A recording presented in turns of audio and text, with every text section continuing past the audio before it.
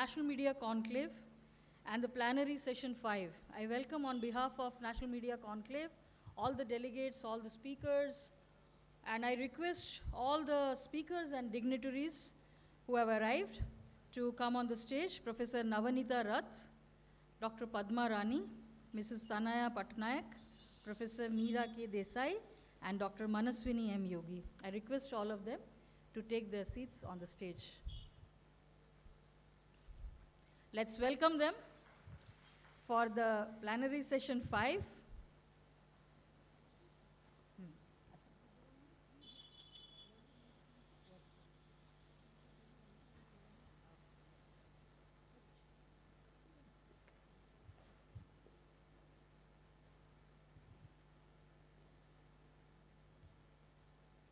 We shall begin the program by lighting the lamp and playing floral tributes. And I request the organizing committee to help us, support us for lighting the lamp.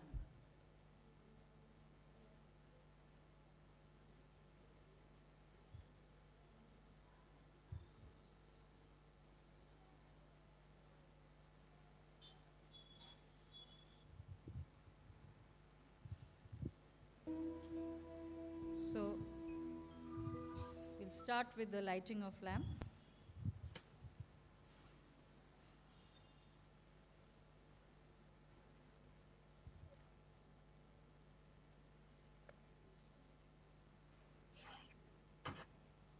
And felicitations, Professor Navanita Rath. She's with us here.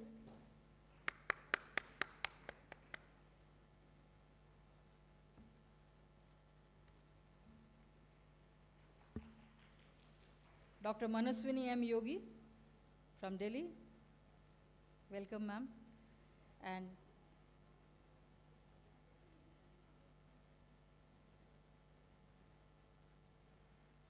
we have somebody from the media today. For the first time in the 3 days NMC is this thing, Mrs. Tanaya Patnaik, editor of Sambad and executive editor of Sambad Group. Welcome, ma'am.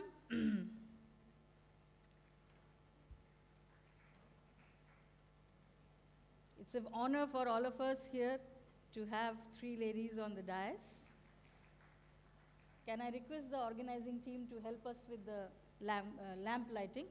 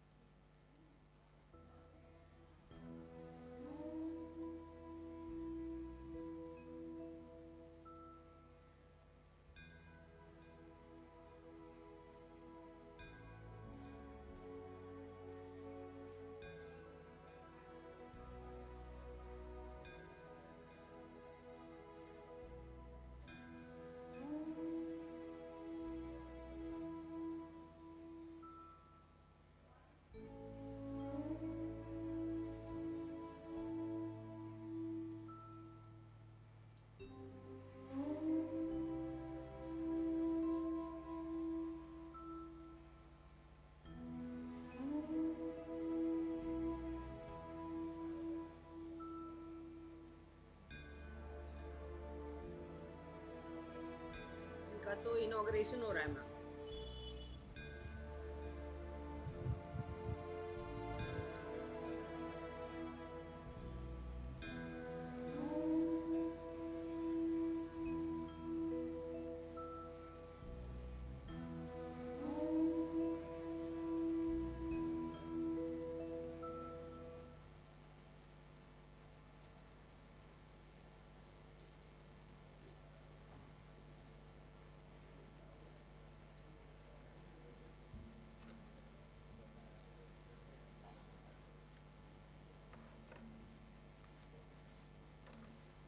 the third day of the National Media Conclave, plenary session 5, and we have the theme, Gender, Equity, Access and Participation in Digital Ecosystem. Dear audiences, we have with us the chairperson, Professor Navanita Rath, Professor of Sociology and PG Council, Utkal University. It gives me pleasure to introduce Professor Navanita Rath, I myself being from the background of sociology to begin my career with. I, Dr. Kitty Mukherjee, Assistant Dean in RV University, Bangalore, Karnataka, welcome you all, and I'm privileged to introduce Professor Navanita Rath, who postgraduated from the Department of Sociology, Utkal University. She joined Odisha Educational Service in 1989. She then completed her MPhil degree and obtained her PhD from Utkal University. She also got her postdoctoral degree from the University of Wuppertal, Germany. She has completed 34 years of teaching, while in between she served as a full-time consultant to the World Bank from 1994 to 1997 and UNDP from 1999 to 2001 on Foreign Services Deputation. Currently, she is professor of the Department of Sociology at Utkal University. She also had the opportunity to serve as the director of the School of Women's Studies, Director of Self-Financing Courses, Director of HRDC, Utkal University. Her areas of interest hover around gender studies, sociology of environment, climate change, developmental studies. Her publications throw light on women issues, which is very, very contemporary, and we are talking on gender today, women development, and all of that. Her major publications in Springer, Elsevier relate to environment and natural resources. She has more than 50 articles published in various national and international journals. She has authored 1 book, 4 textbooks, 4 occasional papers in an editor of 5 books. She is guiding the publication of textbooks on gender, which is of interest for all of us today here in the meeting. For primary and secondary schools in Odisha, she has published books. She has completed about 19 projects in her capacity with her organizations like World Bank, ILO, European Commission, German AgroAid, UNICEF, Prem Plan, Oxfam, ONGC. She is member of Institutional Ethics Committee of AIMS and Kalinga Hospital. She is currently focusing her research interest on climate change and local communities. She is a member of the State Commission for Backward Classes. Let's welcome with a round of applause for Professor Navanita Rath. She is the chairperson for today, and I now over to Professor Navanita Rath for the opening remarks as the chairperson. And ma'am, if you are comfortable there, we can provide. You will be, yeah, please.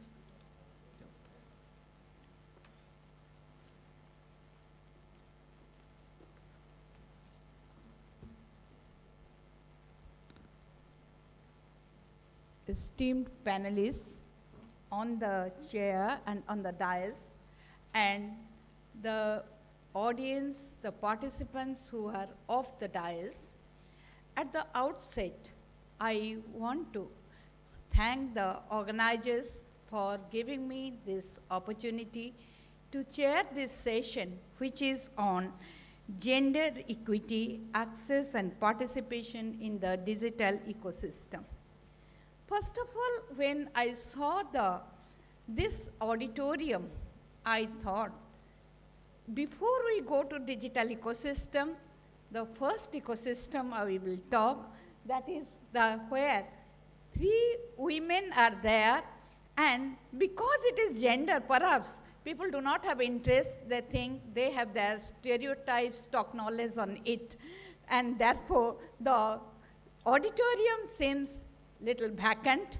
Had it been something else, I think it would have attracted more and more people to this meeting.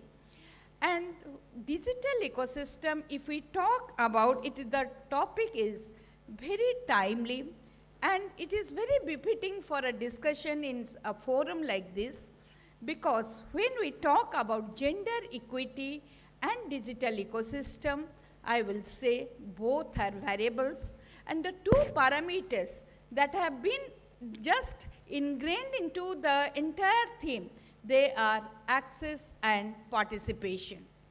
So I will say digitalization, no one can deny that we are in a digital world. Obviously, we are into it. the world is getting digitalized.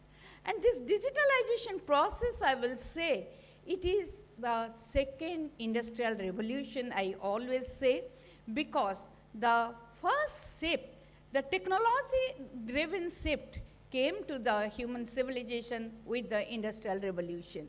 Because industrial revolution brought so many ramifications for the society, and the same thing we find with the process of digitalization today. So it is the second, it is a, till date, this is the climax of technological innovation. The second thing I will tell about gender equity, and when we talk about gender equity, what happens? Why the topic is not gender equality but gender equity? Because perhaps I think the organizers have taken into consideration the concept of intersectionality. In intersectionality, the gender group cannot be said to be a homogeneous group. It is heterogeneous, it is riddled with riddles, because there are many castes, ethnicities, and they constitute the intersections within the same gender group.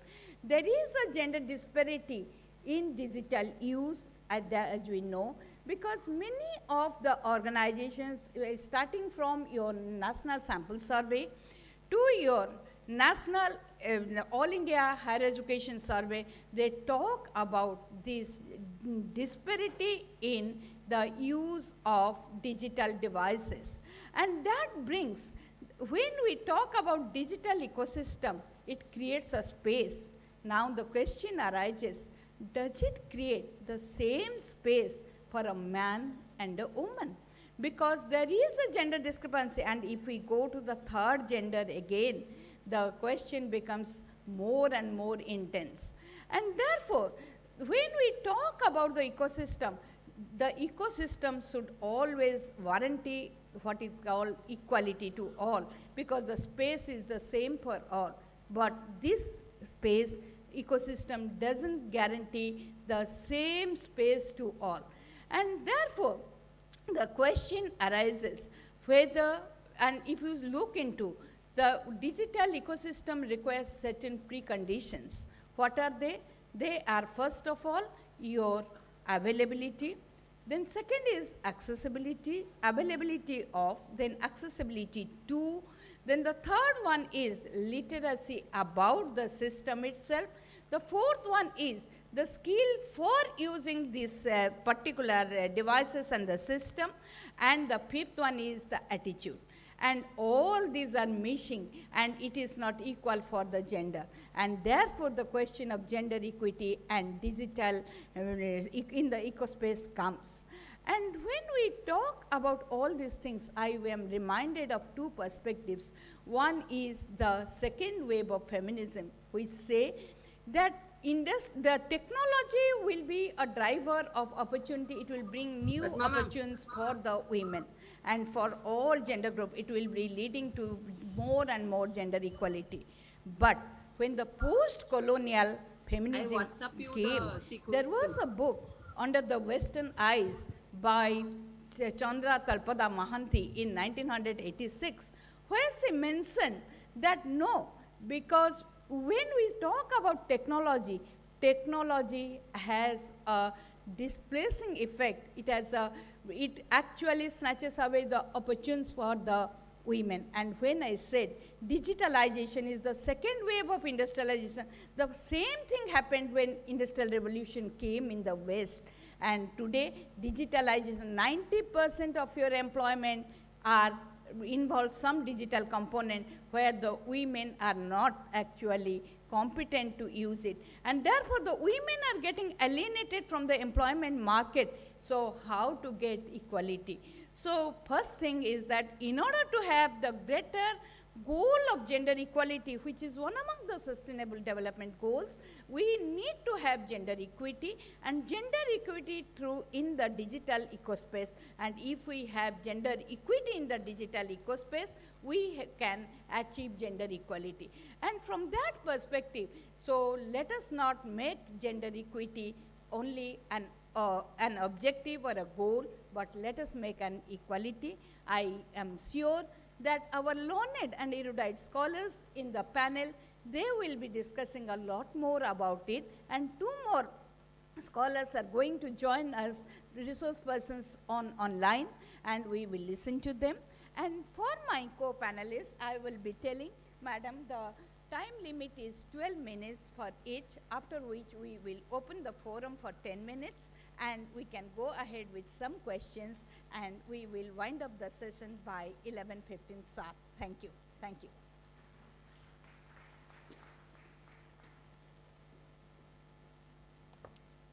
Thank you very much for your opening remarks, ma'am. I would like to check with the technical term if Professor Padmarani is online. Yeah. So our first speaker today is Professor Dr. Padmarani, Director and Professor, Manipal Institute of Communication. She is with us, of course, on online forum. Let me just introduce Professor Dr. Padmarani. She joined Manipal Institute MIC in 2010 as a reader. From December 2017 to today, she is serving as Director of Manipal Institute of Communication, MAHE. Before joining MIC, she was the Head of Communication, MOP Vaishnav College for Women, Chennai. She was visiting faculty at the University of Applied Sciences, Berlin, Germany, on a DAD scholarship in 2013, and visiting professor to Technical University, Nuremberg, Germany in 2016. Her passion for research and publishing has motivated her to lead the Global Media Journal Indian edition from 2017. Recognizing her passion for research, she was granted an intramural grant and made the coordinator of Media Research Center. She has successfully guided PhD students in areas of digital media, M-Health, alternative media, and gender. She is active in bodies like EMIC, IAMCR, and ICA. Over to Dr. Padmarani. Welcome, ma'am, first of all, to NMC. We would have loved if you were here with us, but nevertheless, it's as good as being on the digital media together. And over to you, ma'am.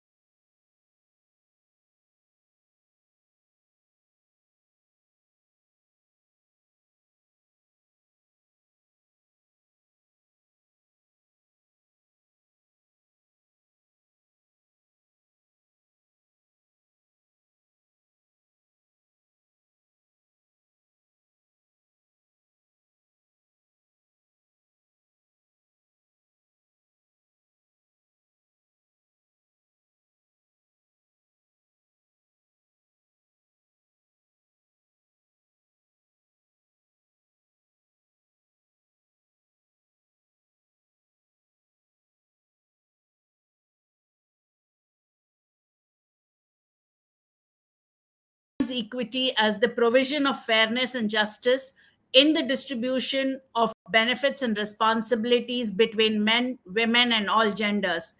Gender equity is important because historically societies around the world have deemed females and others as weaker or less important than males. Equity, in its simplest terms, means meeting communities where they are and allocating resources and opportunities as needed to create equal outcomes for all community members. Gender equity means respecting all people without discrimination, regardless of the gender. It also means addressing gender inequalities that limit a person's ability to access opportunities to better achieve better health, education, and economic opportunities based on their gender. It's equity which leads to equality. Gender equality requires equal enjoyment by women and men of socially valued goods, opportunities, resources, and rewards. Where gender inequality exists, It's generally women who are excluded or disadvantaged in relation to decision making and access to economic and social resources. Therefore, a critical aspect of promoting gender equality is the empowerment of women with a focus on identifying and redressing power imbalances and giving women more autonomy to manage their lives. Gender equality does not mean that men and women become the same, only that access to opportunities and life chances is neither dependent nor constrained by their sex. Achieving gender equality requires women empowerment to ensure that decision making at private and public level and access to no resources are no longer weighed in favor of men, so that both women and men can fully participate as equal partners in productive and reproductive life. Now, when you look at the digital age, the gender equity, which also implies that they should have equal access and equal participation, becomes very important, because in this information and communication and digitization process is not only about ensuring access to digital tools and employment opportunities in the ICT, and also, gender equality in digitization entails structural and transformative changes that involve every aspect of your digital governance and every actor in the digital ecosystem. It means that ensuring that all the voices and perspectives are heard, including those of gender and ICT experts. Mainstreaming gender in the design and implementation of national digital strategies is essential for an equitable and gender responsive digital ecosystem. Now, if you look at it, you know, the digital divide, which is a measure of the gap between those who have internet or mobile phones access and those who are systematically excluded from using these services effectively. And the gender digital divide reflects inequalities in digital connection due to gender. And the gender digital divide needs to be addressed importantly for development, especially, if you look at some of these things, poverty and gender, they intersect to keep as much as 80% of the population, mostly women, offline in developing countries. Sub-Saharan Africa and South Asia region have the largest gap in terms of gender digital divide in mobile internet, and it is about 70% in South Asia, even though the numbers have improved post COVID, but still it's there. Globally, men are 20% more likely to have access to internet than women, and they are likely, you know, to further rise, but still there's a lot of gap between the access to internet between men and women. Women facing intersectional discrimination have even lower likelihood of internet and information and communication technology access. And for women who do have access, there's a growing and persistent gap in women's meaningful use of mobile technology. Women tend to use mobile phones and internet differently, often less frequently than men.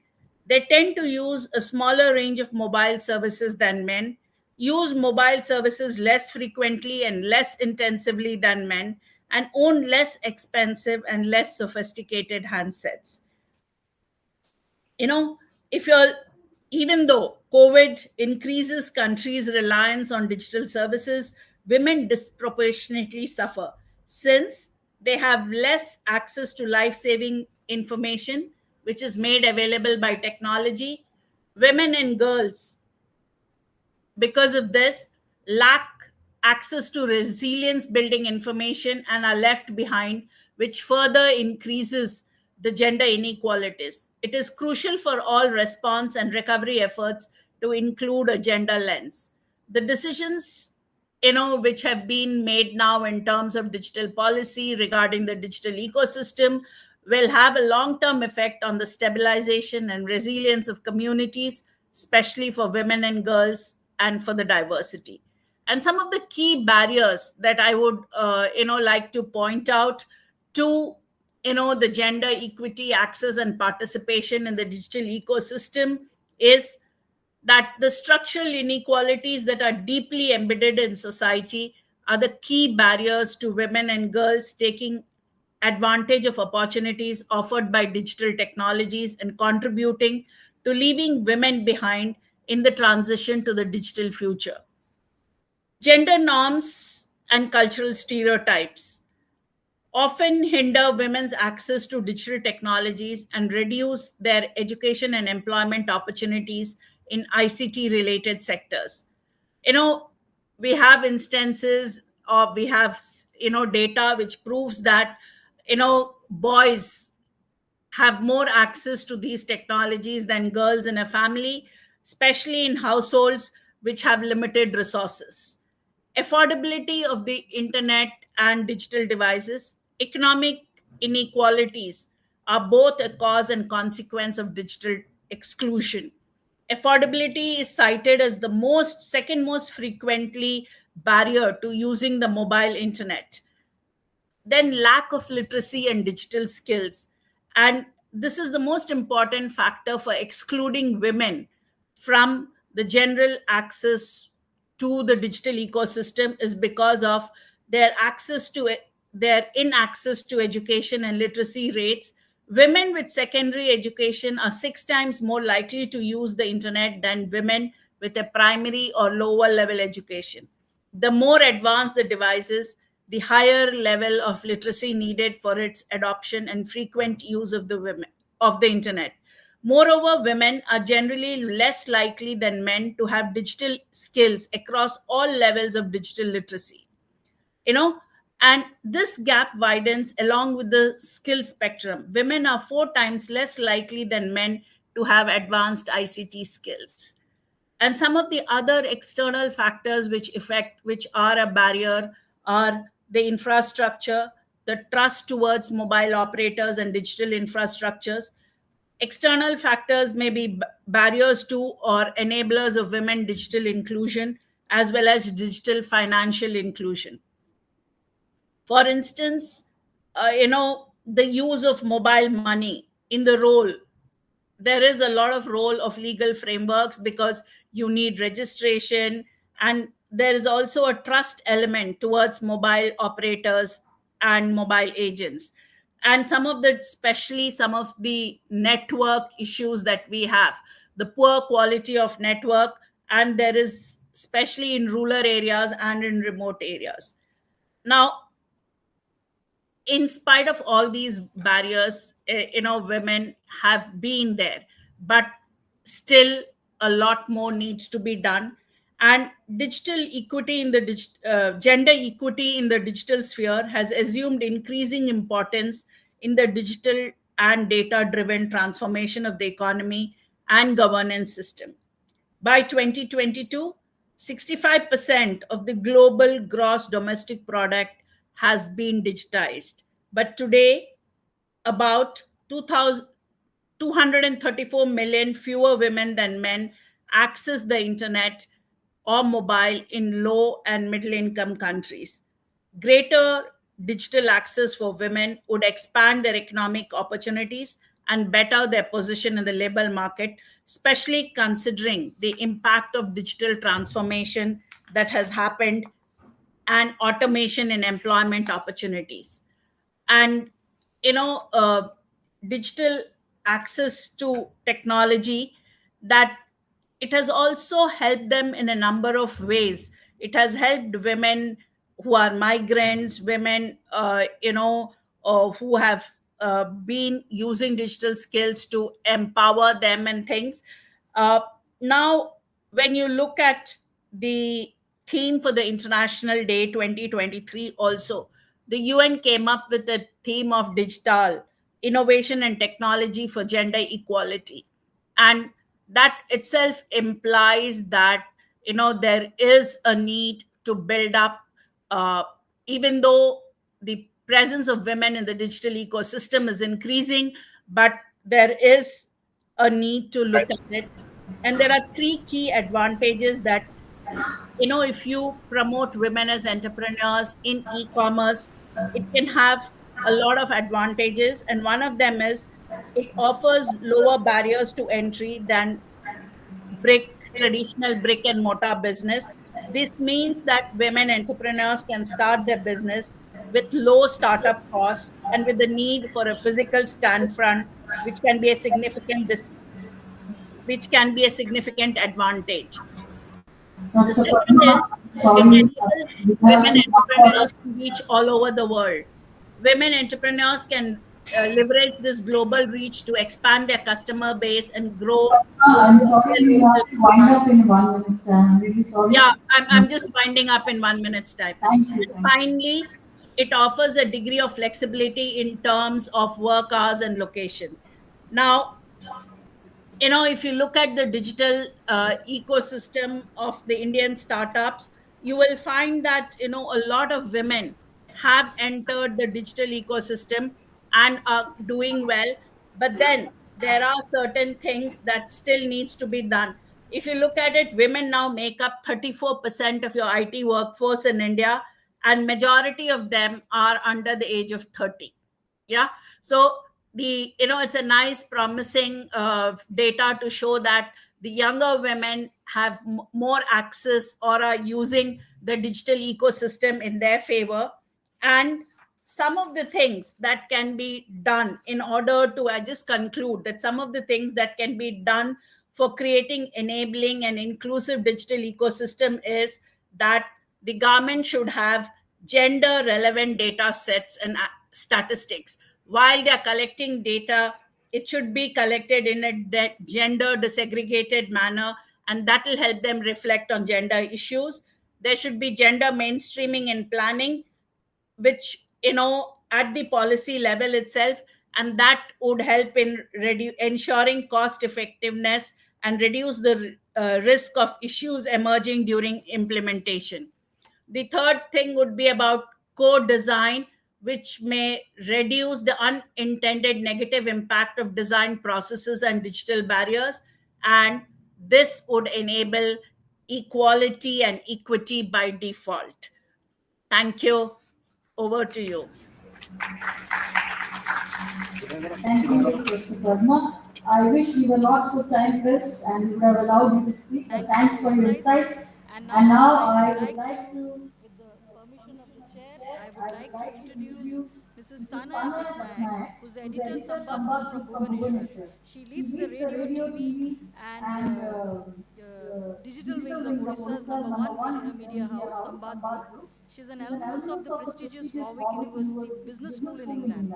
She's She's extremely extremely passionate passionate about new about new media and media has and been has been pioneering the pioneering the group's group's foray foray into into digital digital forums. forums. She She identifies identifies herself as a herself as a proud proud Odia Odia and and actively actively promotes promotes Odia Odia culture culture via via Sambad's group Sambad's group various various platforms. platforms. Tana is Tana is also also keen keen about the about the Street street Store store project project and was and was instrumental in instrumental in introducing this introducing this concept in concept in India for the India for the first first time time in in 2014. 2014. She She facilitated the facilitated the Sambad Sambad 100 100 Women Women Edit-a-thon Edit-a-thon aimed to aimed to create and create edit and edit biography biography articles of articles of notable notable Odia Odia women women on on Wikipedia in Wikipedia in Odia, Odia, and and also also orchestrate orchestrate an an exclusive exclusive open mic open meet for women called UNZIP to commemorate International Women's Day, which organizes innovative women centric events. Her very own monologue series, Pause with Tanaya Patnaik, sheds lights on various issues, personalities, and places relatable to the current trends, along with Odia tradition and culture. A fervent enthusiast within the realm of theatrical performances, she embarked on a creative endeavor by founding Chocolate Productions. This venture bore fruit with the creation of a widely acclaimed play titled Ahe Nila Saila. I welcome Mrs. Tanaya Patnaik, editor Sambad Group, for her lecture.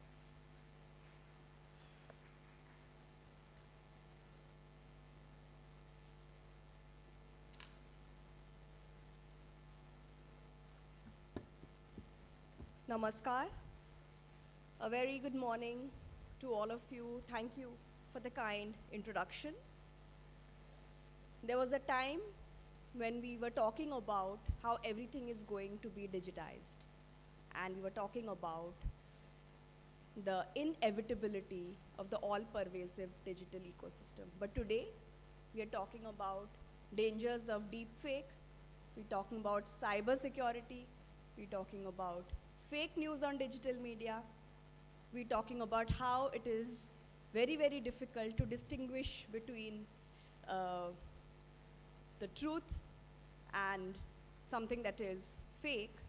So I don't think it would be an exaggeration to say that the digital media, digital ecosystem, everything becoming digital is not a thing of the future. It has arrived. Everything is now digital. So I would first like to express my gratitude to Shri Upendra Padhi, the entire organizing committee of the National Media Conclave, for thinking of this very, very, very important topic for this session. The chair, Professor Navneeta Rath, my esteemed co-panelists, Dr. Yogi, and the panelists who joined online. Very privileged for giving me an opportunity to discuss my perspective here, and also a privilege to listen to various perspectives and statistics that we were hearing from our previous speaker before. Because I work directly with mainstream media, my views would be more about representation of women and the portrayal of women in media, especially mainstream media and digital media.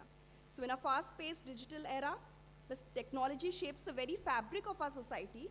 It is very important that we scrutinize its impact on various segments of our population. So today we're talking about women. We need to recognize, first and foremost, that the digital ecosystem has the potential to be a great equalizer, but it also runs the risk of perpetuating existing inequalities if we do not consciously strive for inclusivity. Women in particular are mostly, we see, left behind in this technological revolution. So what we need to do, we need to bridge this gender gap, ensuring that women have equal opportunities to access and leverage the digital tools that shape the ecosystem. So how women and women's issues are portrayed in the media is invariably interlinked with the representation of women in media. So what we see is that women's issues are sidelined amongst a host of other things. If we talk about representation, or if we say underrepresentation of women in media, as administrators, as decision makers, in senior leadership positions, media has always been a male-dominated industry and has remained so with little change in all these years. So this applies to both representation as well as portrayal of women in media. To be very, very honest, we live in a world where a handful of men sitting in newsrooms who are controlling news studios, they decide the value of a news, they decide the value of an event, the value of an individual by categorizing them under various time bands, front page news or inside page news, whether the news is worth a headline or giving a prime time slot, a non-prime time slot, or no slot at all. And most of the time, we see that it is the women's issues, happenings concerning women, where the role of women is in the spotlight, almost they never feature in the top picks or the front page or the prime time. They're usually banished to a corner of the paper or put into an afternoon non-prime time slot with negligible viewership because they are perceived to be soft news, and feminism is labeled as not so glamorous. More space is given to women's bodies than their accomplishments. Women issues, unfortunately, never make it to editorial meetings, never make it to the rundown of primetime anchors when they discuss pertinent issues of the day, unless issues involve some female actor's love life, wedding, or new wardrobe. Tabloidization and sensationalism often overshadow the real matter. And whatever they may say, whatever lip service they may do, in reality, most male news editors think women's issues are more suitable for the entertainment segment or the informal morning segments. So media portrayal of women has always been in terms of appearance and association with other people rather than their own abilities and achievements. So the center of this issue is formed because newsrooms and media companies across the world have fewer women in them and even lesser in pivotal positions of corporate power. So a male-dominated perspective prevails in newsrooms and news stories throughout the world, starting from a story being repeated to it being telecast. And in the battle of TRPs, in the battle of views, likes, shares, engagements, we tend to forget to put on the gender lens. The picture looks quite dismal, but things have been changing, albeit a little slowly. I think more and more media organizations are owning up and accepting the previous behaviors and are somewhat committed to rectifying the past mistakes, bringing more balance, increasing the number of women in the workforce, the number of women in leadership and decision-making roles, and ensuring more inclusive news coverage and reportage when it comes to gender.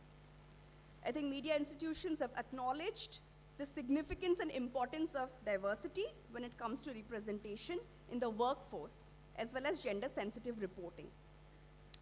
But deep within, I think it's easier said than done, and I think a lot of people feel that it's something not possible. But I personally feel that if media organizations and teams have shared goals, they have shared motivations, are consistent in their approach, and if they're deeply committed to bring about a change and are willing to explore new methods, both creative and technical, to move closer to these goals, then inclusivity and gender balance is very much possible. Access to technology is not just a matter of convenience, it's a matter of empowerment. So by facilitating equal access to digital resources, we empower women to participate actively in economic, social, and political spheres. So it's a means to amplify their voices and contribute to the democratic process that govern our country. Moreover, our digital spaces must be safe and inclusive. Cybersecurity and online harassment, we notice, disproportionately affect women, stifling their freedom of expression and hindering their participation in the digital discourse. Education also plays a pivotal role in this journey towards gender equity in the digital realm. We must invest in digital literacy programs that empower women with the skills and knowledge to navigate and contribute meaningfully to the digital landscape. Leaders in media cannot afford to be bystanders anymore. They have to be doers, and they have to be willing to shake up the status quo. As mentioned in a World Economic Forum report, we still have a long way to go until the media cover women in a balanced way and finally put stereotypes to rest.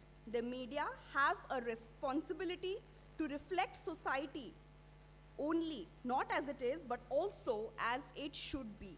This means more reporting about women, particularly in male-dominated industries, and portraying them in the same light as the men they cover. Otherwise, these successful women will not be perceived as role models to emulate by the younger generations and the people and the users who are consuming the media. This alarming matter of domestic violence has hardly raised eyebrows in newsrooms and made it to primetime news bulletins, or be it domestic violence or any news. We never see as much as the importance that they deserve. A one-off piece here and there, and the pandemic has also made women pursue part-time as well as contractual jobs. Also, many struggle managing a household as well as office work in a parallel manner, for which they have to take the hard decision of quitting their high-paying, highly satisfying jobs. Because someone has to stay at home with the children, someone has to take care of the house, and usually that someone is the woman. It is true that over the years, more and more men are lending a hand in these jobs and contributing to these tasks, but they're still a minority. Today's conventional and digital media, despite its overwhelming reach, is not at all sensitized to cover and present women-centric issues and stories, especially during the pandemic and also the period after that. I personally feel it is the duty of a responsible media to seek out female voices amidst a crowd of male ones, to tell stories from women's perspectives, to make conscious, consistent efforts, hire more women, put them in leadership roles, monitor the kind of stories you are telling about women, make informed choices, look for a female voice when you're finding experts. That might take a little bit of more time, little bit of more effort, but we must do it. We must build a database of female voices of authority on various subjects. Talk to the management if something is not right. Share your suggestions, talk to your teams. There is no set formula, there is no rule book. Every organization needs to find out what works for them and shoulder the onus to bring about a paradigm shift in the way they illustrate women-centric issues. Today's media needs to inculcate the habit of gender sensitivity in its newsroom and prioritize women's perspectives. We need to monitor our content by gender and ensure fair representation. We need to be cautious of gender stereotypes in our narratives and use gender-neutral language, and also increase the number of female experts from various fields for panel discussions and debates. It has taken women, liberals, and free thinkers centuries to fight for the cause of fair and realistic portrayal of women in mainstream media. If we do not stick to this course, the hard work of ushering in the era of women and empowerment will be a complete and utter waste. In conclusion, I will say that as we navigate the intersections of technology, media, and democracy, let us not forget the imperative of ensuring gender equality and equity in the digital realm. Our commitment to inclusivity will determine the true success of this digital transformation, the digital revolution. Thank you very much.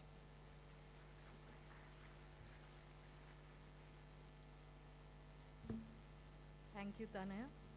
It was indeed a pleasure listening to you and getting inputs about the media world. Before I invite, I'll just check with the tech team for the next speaker, Professor Meera Desai. I would like to share that there's something interesting which Professor Upendra Padi directed us to do, and with the consent of chairperson, today's this plenary session, you can see all the women on the dais, but then Professor said that let's have a rapporteur who is from the other gender. I would like to thank the chairperson to allow me to introduce Mr. Sunit Mukherjee, Director Public Relations, MDU Rohtak, who's sitting in the audience, and request him to make the report, and we will be giving you some time in the end before the closing remarks for the other side of the panel, and giving his inputs about how the overall plenary session went on. Now I'm introducing Professor Meera K. Desai. Interestingly, we have ladies from all over the country, from south, from east, from north, and this one is from the west part of the country, Head University Department, Extension and Communication, SNDT Women University, Juhu Campus, Mumbai. Meera Desai is an Indian scholar working across 3 academic disciplines: gender, development studies, media for over 3 decades.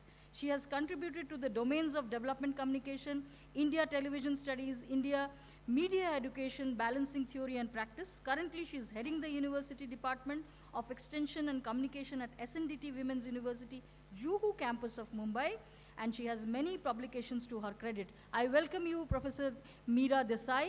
Over to you now.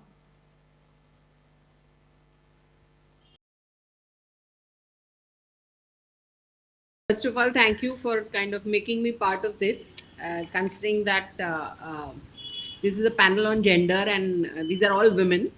So I would want 1 or 2 men there, because so far we have started identifying gender is equal to women, and hopefully we'll have more diversities and more inclusions in the times to come. I have a little presentation because to borrow from BP Sanjay sir, I have a little power, but I have a little point. So I would like to show a kind of a small presentation. Just give me a second.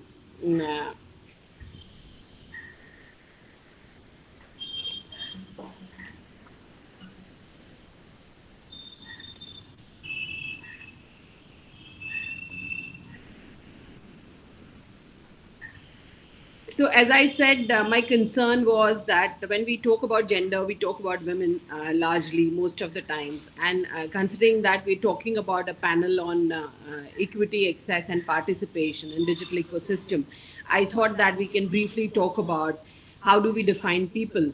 And if I ask you who the person is in the center, typically since the hair is long, you would say it's a woman, but there is a quote, so you will say it seems to be a doctor. So we all have our ways of kind of defining people based on various variables of age, education, sexuality, occupation, designation, biological sex, as we all recognize gender as a sociological construct.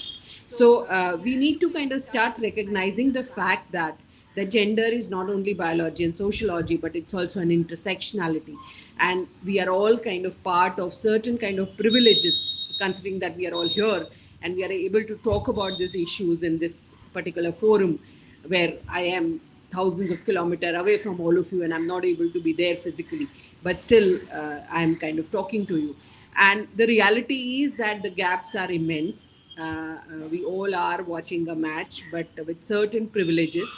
And there's a segment of people who don't have those privileges. But when we talk about equality, we provide equal positioning to everybody. That also doesn't help because people are kind of positioned differently due to their intersectionality, and therefore it leads to certain kind of privileges that they get by sheer being in a position that they are in. When we talk about equity, which is what this panel is talking about, and all the speakers before me have already kind of pointed out very clearly how women are not being presented properly, and there is a kind of inherent disadvantage that women have. We are kind of trying to head towards a kind of a liberation where there are no barriers, and all the genders, irrespective of their caste, class, religion, sexuality, education, are able to be liberated about having being part of a digital ecosystem that we are already part of. That's why we are here. Now, looking at a kind of a digital ecosystem, I kind of went back and looked at Digital India 8 pillars that Government of India talks about. And interestingly, you will recognize that that we don't see women there, not even in terms of a mention.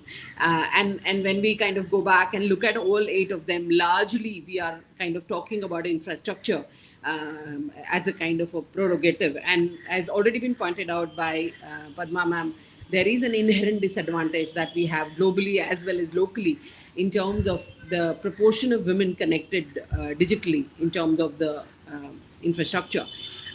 So the way I look at women in digital ecosystem, the first and the foremost in my understanding is the dimension of education that we talk about. I'm not talking about in terms of a literacy, but I'm talking about women in STEM, because women in science, technology, and I am a part of a first women's university in this country. And my academic council 2 days back had a long discussion about maths is not being preferred by women, and women are not able to clear maths. Now, this is kind of pretty interesting because, as we all know, if you say that a fish doesn't know how to climb a tree, the fish will kind of for her entire life believe that she's incompetent, is the kind of a context that we are running here. Then we talk about opportunities, and then we talk about empowerment. So largely I'm talking about these 3 broad kind of pillars in the context of women in digital ecosystem. There is a kind of a framework that I borrow from Ranjana Kumari called social construction of gender. And a speaker before me was talking about how women are shown in media and what kind of roles and qualities is expected, and how the housework has to be kind of managed. And then there is this whole dimension of sharing of labor, division of labor that we talk about in the women's studies and feminism. So we have all these institutions, family, education, religion, caste, state, media, and market, which defines how women need to be. And obviously they control and decide what women will do, how they should be, how they should behave, and how much of a value that it is of. And I'm sure all of you recognize the value of what we call unpaid care work during COVID, because women landed up doing all that. And there are tremendous amount of controls when it comes to the kind of fertility, labor, mobility, property, and resources. And obviously, sexuality is for sure a kind of heterosexual normativeness that we all are part of. So there is this gender that is kind of socially constructed. When we come to digital space, it is not different from the physical space because it is going to be the same, as we all kind of recognize. Now, coming to education, what I found very interesting is that it's only in last 10 years that we have started talking about women engineers. And if you kind of realize, especially in digital systems, we had women just way back in 1945. So it's kind of pretty recent that women have been kind of permitted to or being allowed to be part of a kind of a system of education in terms of engineering. And I came across this very interesting book that has come out in 2018 called Roots and Wings. And the person herself is a kind of engineer, and she's from Indian origin.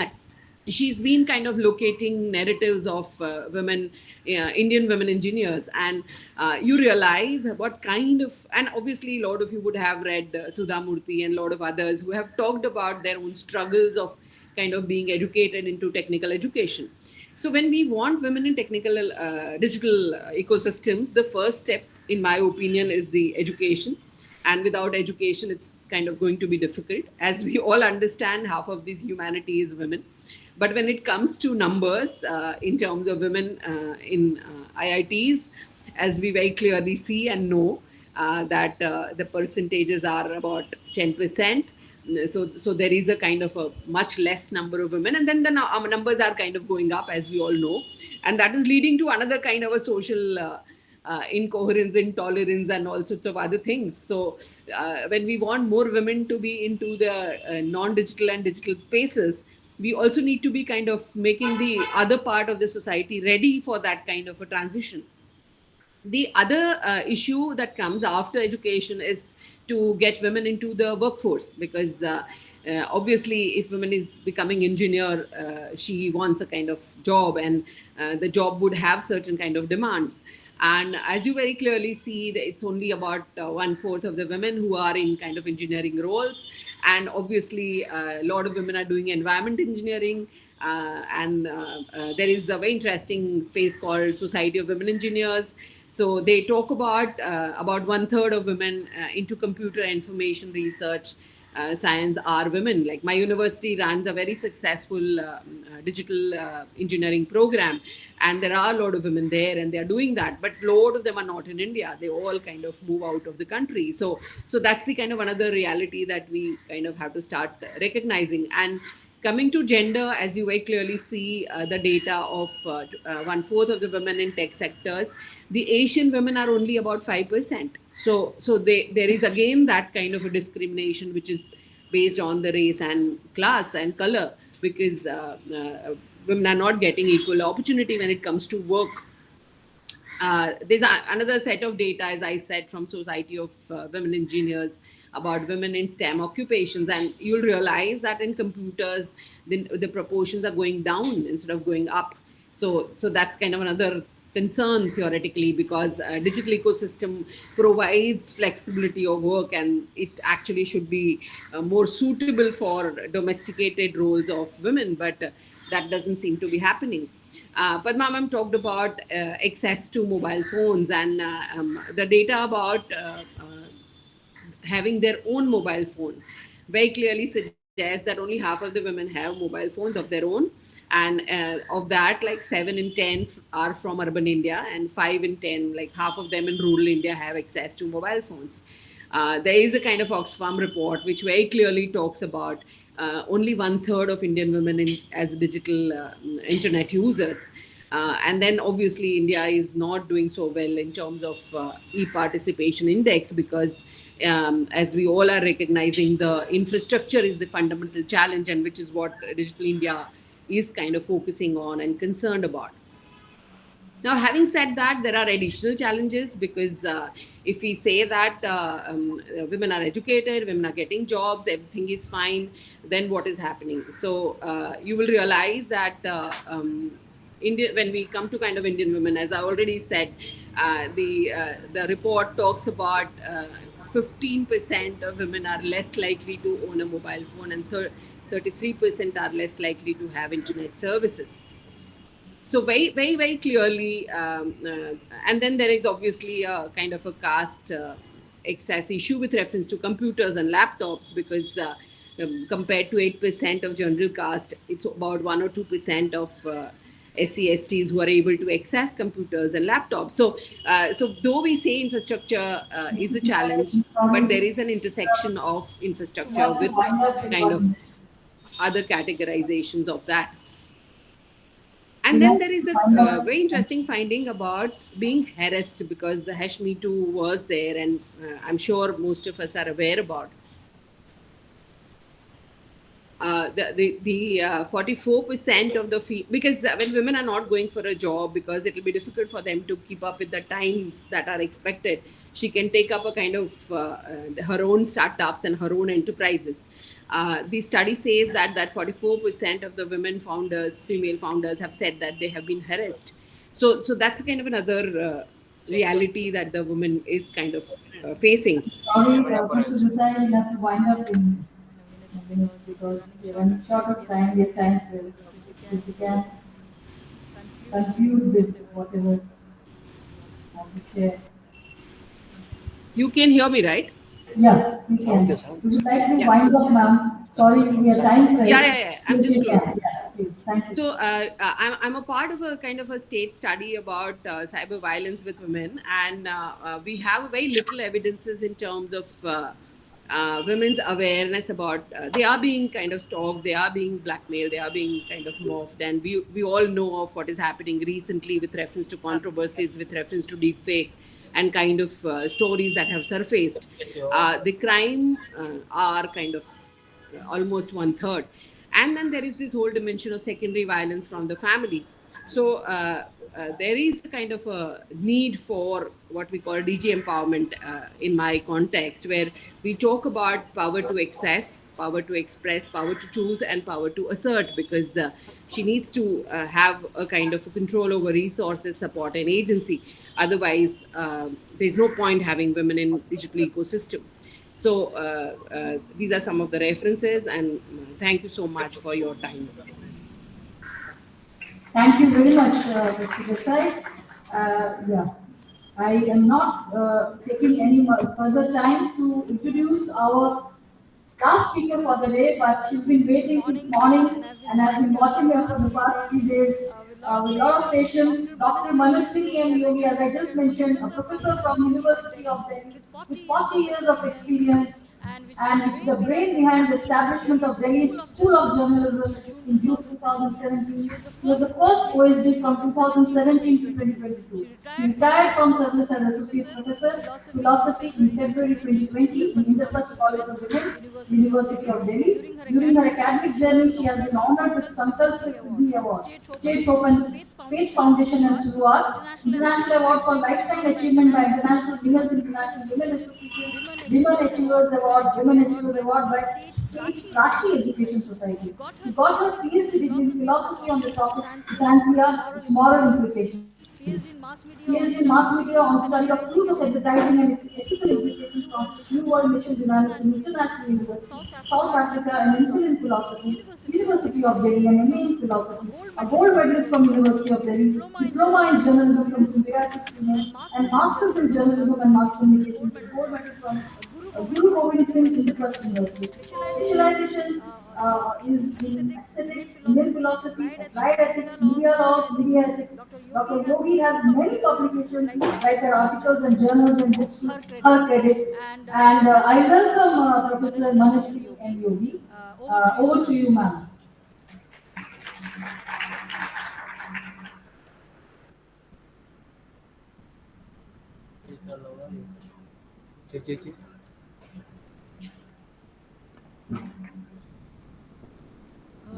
Thank you, Dr. Kitty Mukherjee, for your kind words. Respected Chairperson, Dr. Navneeta Murad, and my co-finalists, and my dignitaries present in the auditorium, my colleagues, friends, and dear students.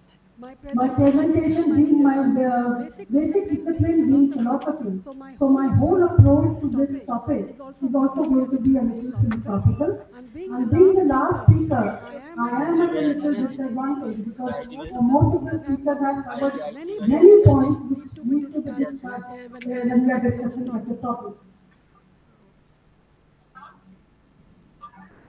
So gender access, gender equity access and participation in the digital ecosystem. Gender equity access and participation in the digital ecosystem are critical issues that need to be addressed to ensure that the benefits of the digital age are inclusive and accessible to all. Regardless of gender. I would like to start with by defining the word gender.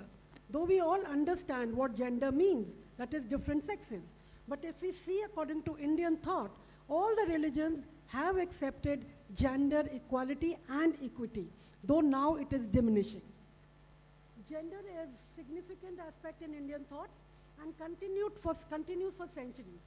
India has a rich and diverse history, starting from the Vedic times, and the perspectives to gender have evolved over time, influenced by various religions, philosophical and cultural traditions. Hinduism has a complex relationship with gender. The concept of Ardhanarishwar, which represents the unity of masculine and feminine energies in the deity Shiva, highlights the idea of gender complementarity. However, traditional Hindu society has been characterized by a patriarchal structure, and there has been enduring challenges related to gender equality. Buddhism generally touches the equality of all beings, regardless of gender. Buddha accepted female disciples and promoted gender equality within the monastic community. However, over time, Buddhist institutions in some regions adopted more conservative views about gender roles. Jainism, which is another ancient Indian school, emphasizes non-violence and asceticism. In Jain tradition, both men and women have equal potential for spiritual attainment. However, the practice of asceticism in Jainism has led to the segregation of the genders in certain contexts. Sikhism also has a strong message of equality and social justice. Sikh teachings emphasizes that all individuals, regardless of gender, are equal in the eyes of God. Sikh women have played active roles in religious and social leadership.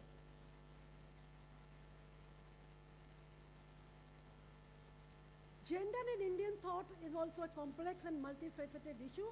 Modern India is grappling with these complexities as it seeks to address historical inequalities and promote greater gender equality, social justice, including gender-based violence, gender discrimination, and women's rights.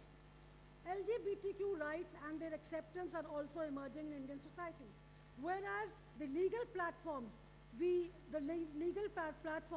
have recognized the rights of LGBTQ individuals. Societal attitudes and traditional beliefs still pose challenges. The gender equity, access, and participation raises the following questions. First, how is this equity or equality of gender can be achieved? Secondly, what is actually happening in media? Thirdly, is media biased? Is there equal participation of genders in media? For to this question, to some extent, Mrs. Tanya Patnaik has answered that what is actually happening in the media. Gender issues as well as gender participation in editorial boards and other platforms is not equal to what the men ratio is. She is mentioned, and even we know in the national media how many women are there who are on the highest positions. Referring to the first question, the equity can be achieved by the following means. There is no equal access of technology to all genders, so one needs to ensure that women and men have equal access to digital services and the internet.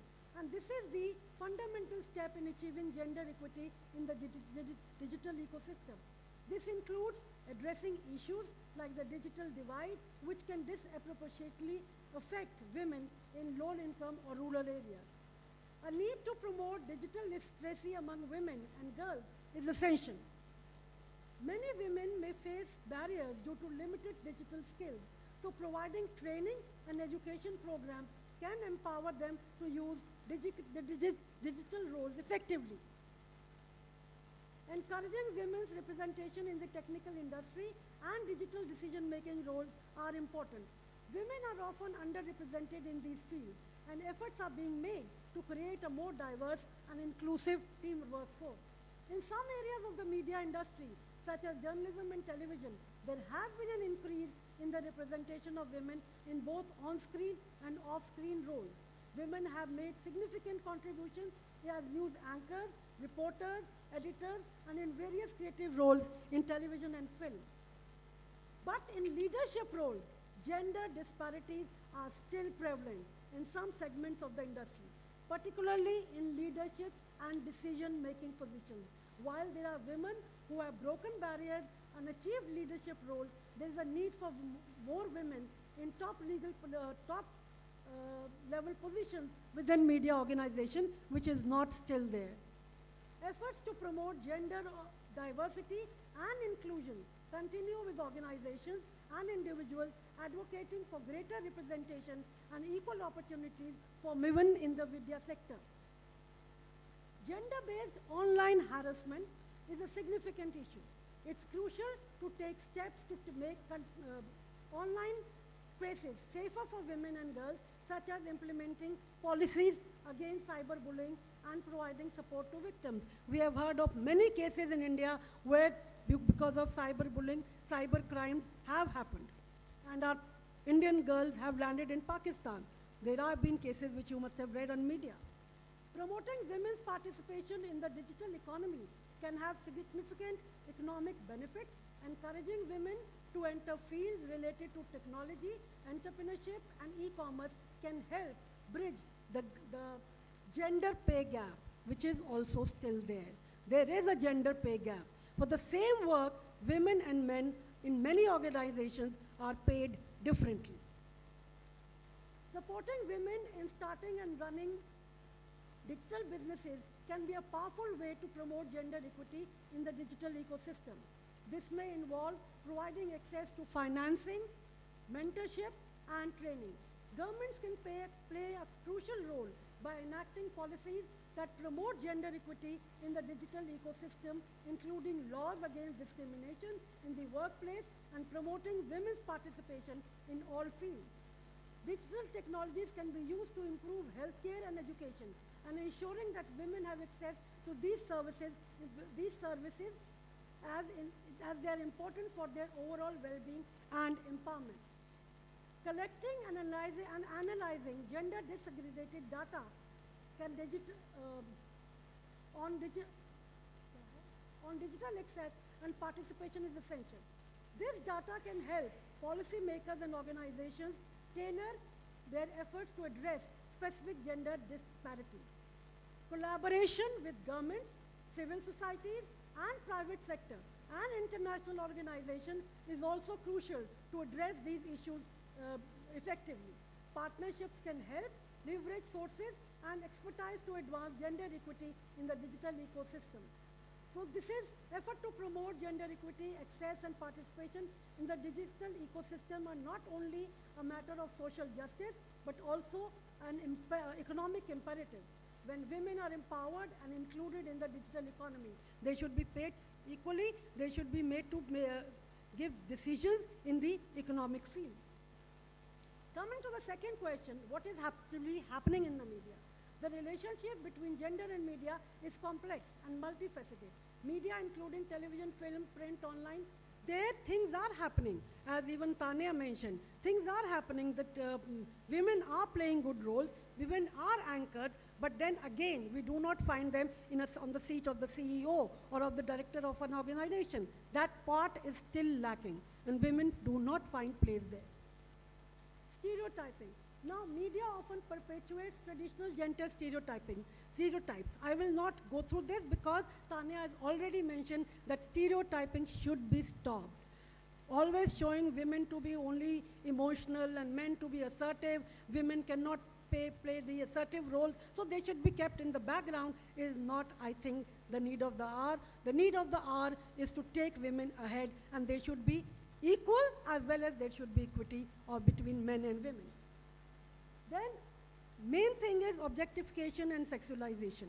Women are showed in the advertising field, in films, in TV, that they are only where they only talk or they create a body image.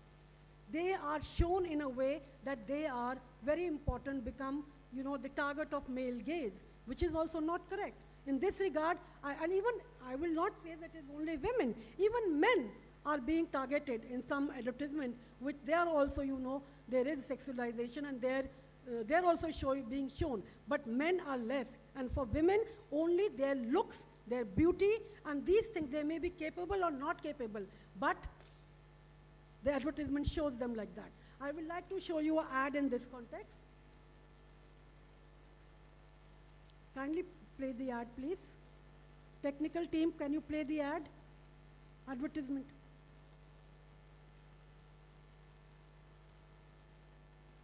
Sound. When he sprays Axe, interesting people follow him. Have a better weekend. The new Axe effect works for 72 hours. Now, women sitting here and all of us, I mean, we will run after a man because he's spreading good fragrance. So the ads are shown in a way that he passes with a good fragrance and he wants to have a nice weekend, so women start running after him. Is this the way the women should be projected in the media? I mean, I'm seeing some men laughing, but it is to your advantage, but not to the advantage of the women. On it. So the news coverage, the news is also covering the way the news, that I will again not expand, as Tanya has expanded that viewpoint, that the news coverage of women is very less put in a corner and more men issues are put into a limelight. They get the third page, they get the front page, women only get fourth, fifth page in a small column. So I will not go into this detail. Then the rise of social media has provided a platform for individuals to challenge gender norms and stereotypes, share their experiences and build communities of support and advocacy. This is just a survey of 2022, how the social media, in that people log in and how the percentage has increased from 2015 to 2022. Third question, media coverage of different genders can very significantly and it often reflects gender societal attitude, biases and expectations. In this also I'll quickly run through. Challenging the stereotypes, already I've discussed, but I would like to draw your attention to the latest 2023 report. India has climbed 8 places in the annual gender gap report 2023, and it's ranked 127 out of 146 countries in terms of gender parity, from 135 last year. But this improved statistics, closing to 64.3 of the overall gender gap, is hardly a situation to cheer about.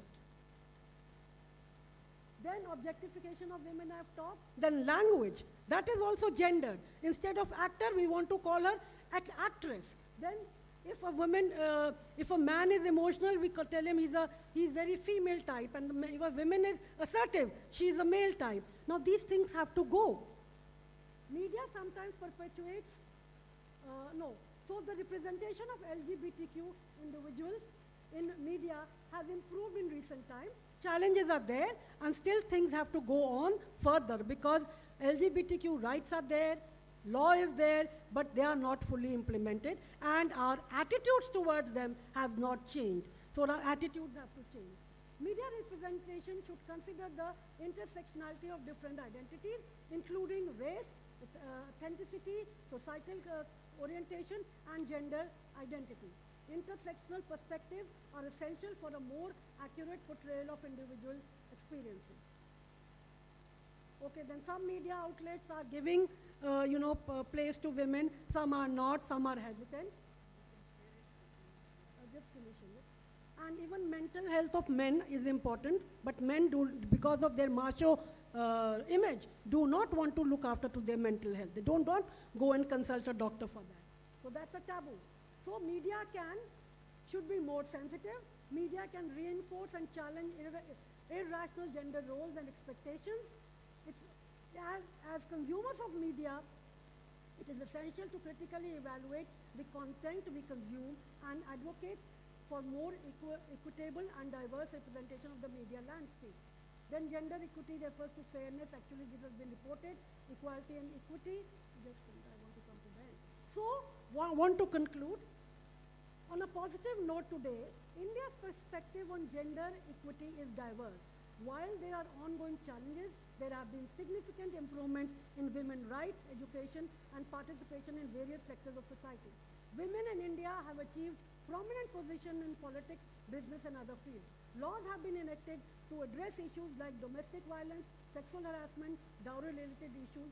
There is still much work to be done, address issues like gender-based violence, unequal economic opportunities, and gender bias, particularly in the rural area. And at the end, I would like to just say that, if you, my young friend must have seen Rocky and Rani Ki Prem Kahani. Now that movie, though it is a commercial movie, Bollywood movie, but it has a message. Towards the end, there's a scene where it is said, cheez wahi, soch nahi. Why should always women be used to make laddus? Why not men also be used to make laddus? An ad should be men making laddus and men making selling laddus. So that is the change required which this film introduces. Thank you so much. At the end, I would like to thank Professor Padi to have given me opportunity to be a part of this media conclave. I thank the organizers of this media conclave. But at the end, I would like to make a request to Professor Padi that this 8th media conclave will see equity in genders. There will be more women on the dais, in the inaugural, in the valedictory, and even in plenary sessions. And instead of having a separate women's session, there should be a mixed session where men and women are equally expressing their views. It's a request. Hope if I come for the 8th conclave, we all will witness that. And many women present here are feeling that way, have felt that way. Sir, request, kindly keep this in mind. Thank you.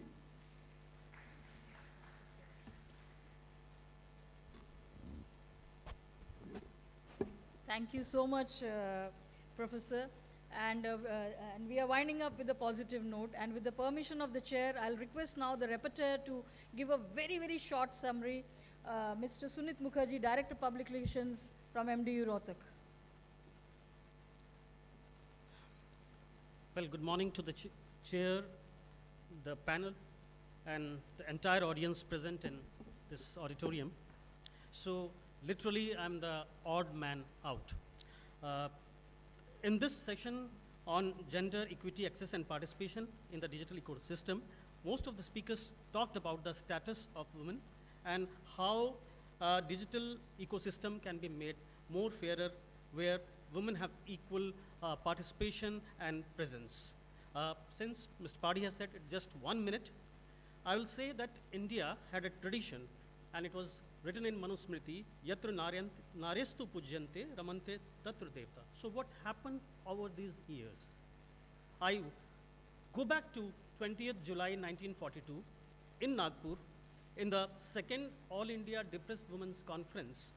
Baba Saheb Dr. B.R. Ambedkar had said, I measure the progress of community by the degree of progress which women have achieved. So, have our policy planners failed? Have our leaders failed? Or have we as a society collectively failed? हम क्या थे, क्या हो गए और क्या होंगे अभी, चलो बैठें विचारे हम सब यहीं. And of course, the onus is on the men folk. So I will say, हम सब पुरुष को कुछ स्त्री होना पड़ेगा. इस पितृसत्तात्मक समाज को संवेदी समाज होना पड़ेगा. And as Manishmani Yogi ma'am said, yes, we hope it will be a brighter, better tomorrow. But one thing I would like to say, when we are talking about gender leadership role, Utkal University, established in 1943, got a woman vice chancellor in 2020, I suppose. And the university in which I'm working, in Maharshi Dayanand University, established on 1976, we have yet to see a woman vice chancellor. So the one part is there that in educational institution, the women leadership should be there. One more part, when child is born, when we are giving gifts, we gift Barbie doll to girls and boys cars and guns to boys. That thing has to change. It has to be either books or something where this gender discrimination right from the childhood stopped. so that this problem, which assumes a monstrous scale at later level, is stopped in the bud. Thank you very much. Thank you very much.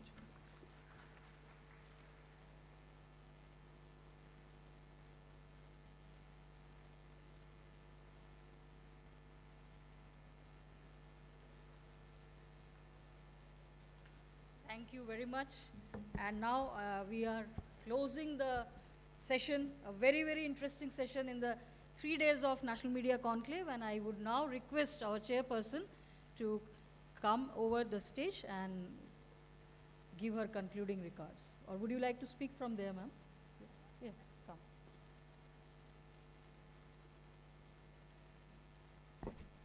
So we have reached the end of the session, and it was really a very nice and interesting session where we tried to cut across geography, as the anchor was telling, because from east, west, north and south we had people. And finally, I should thank Upendra Babu because he also tried to bring some male perspective into it, because all of us were women. And in conclusion, I'll be just telling all my speakers who were the panelists today, they spoke very well. And we started with Professor Padmarani, who talked about the situation, the statistics, loaded with statistics, and the solution to that. And while all of us are from the academic background, the young person who is there, young lady, Mrs. Tanaya Patnaik, she talked from the media angle.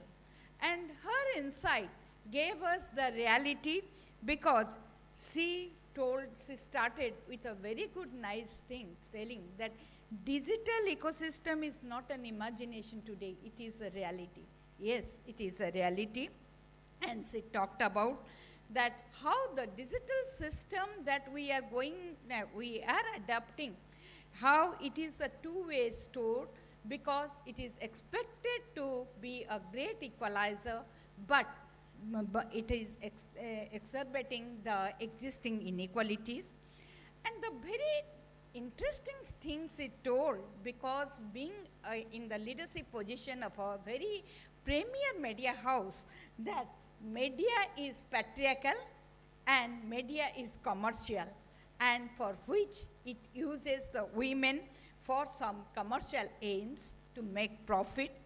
And representation as it is very low, and how it should be. Media should not represent what is the situation of women. All of us know, we experience it from our everyday life, but if we create a role model through media, a reference group through media, that will work, that will have a Midas touch to the gender issues in the society.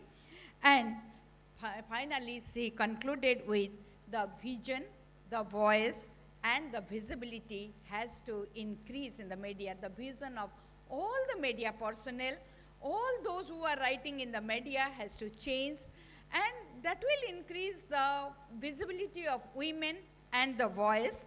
And Professor Meera Desai, who joined us from SNDT, her ideas were on the inherent institutional normative prescriptions, how they have generated stereotypes, and how these stereotypes, they have entered into the digital space.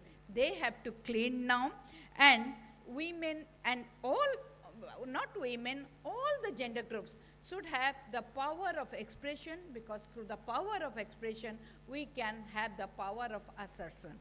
Finally, I will come to the last speaker of this panel, Dr. Manasi Yogi, who talked about the equal opportunity, representation, leadership, cyberbullying, and security, which will bring actual changes to put women, to place women in a very safe position in the digital space. And for that, she also requested to have the changes in the policy as well as practices. And finally, I will conclude this session by by telling that we have to increase the reaches of all gender groups, whether it is the men, women, or the third gender. And we have to, each of us as the beneficiary and as well as the functionary, we need to understand our role and responsibility in this digital ecosystem. Thirdly, the resources of all the gender groups need to increase to have access, and access will increase the participation. And finally, there will be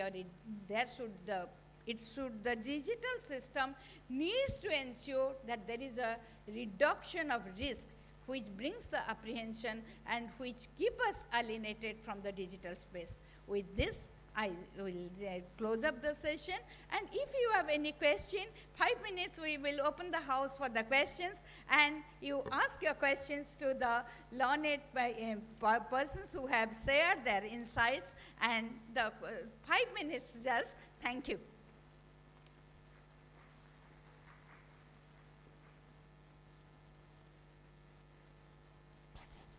The house is open for questions. Can someone pass the mic there? One question only.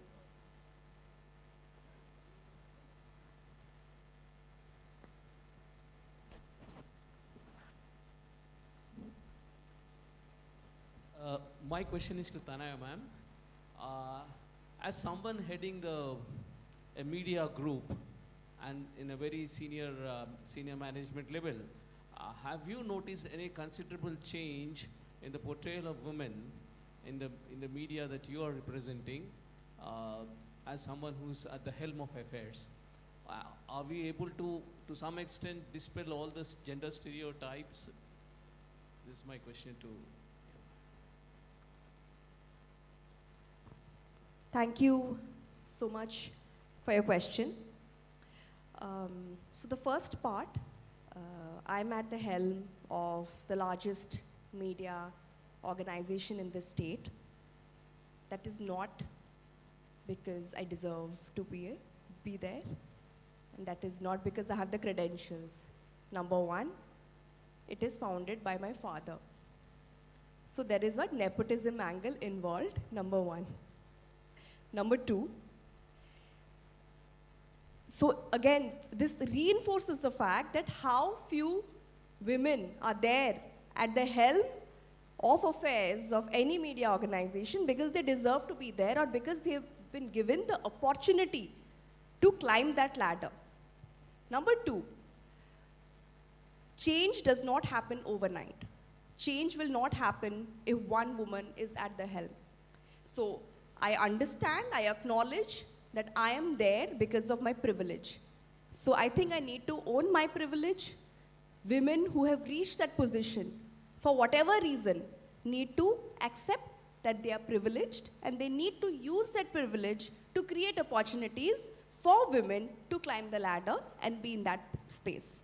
So the idea is not to, get a woman to that position just to prove that, there is equality. The idea is to give equal opportunities to women so that they can aspire to be in that place, and once they qualify for that, they are not denied the position.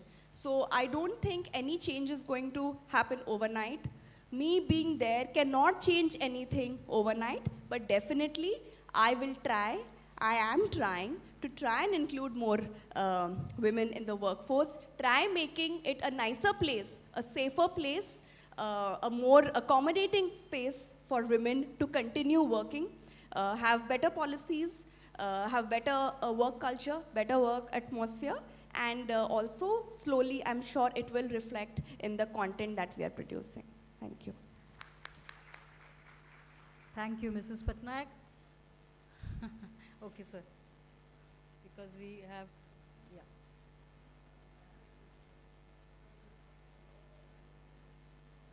My question is to the entire panel.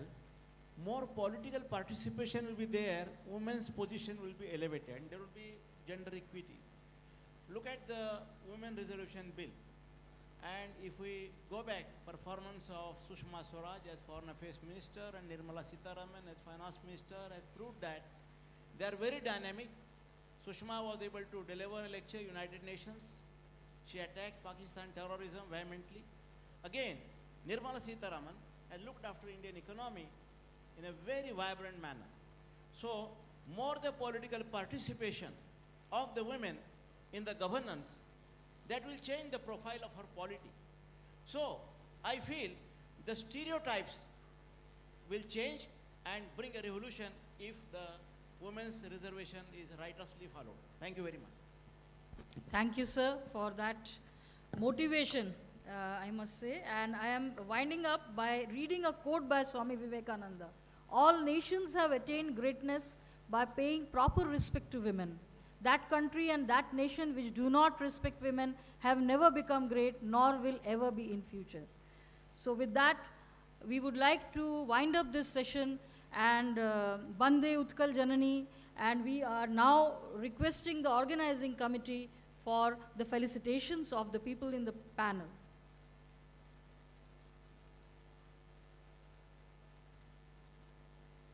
Our chairperson, we will start with the, as directed by my chairperson. Let's give a, madam, please.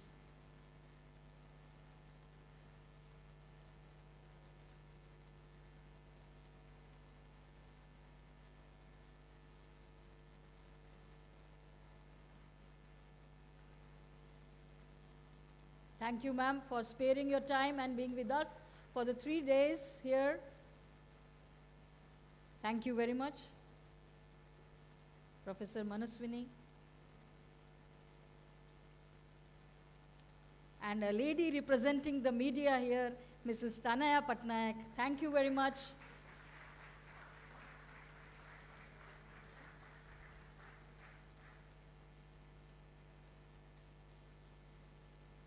Let's have a group picture. The media team, kindly take a group picture. I'll request the members, speakers to come forward for a group picture.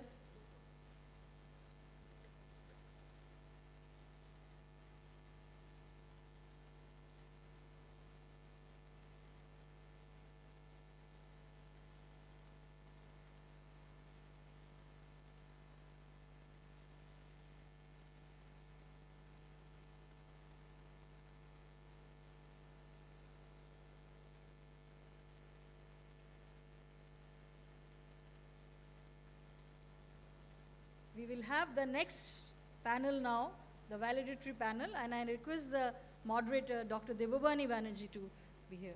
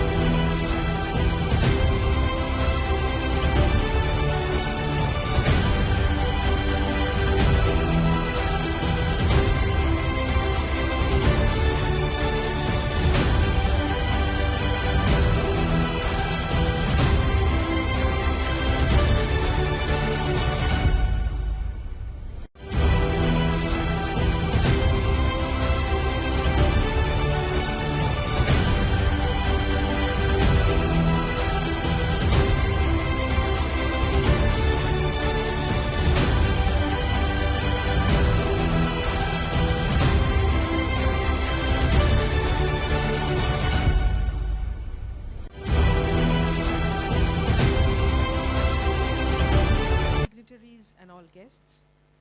Please give us 5 minutes of time so that we can set up the dais before the valedictory session begins. Thank you. Once again, during the valedictory session, people present in the audience, especially to my young friends, the students, keep your mobiles on a silent mode or switch it off. Thank you.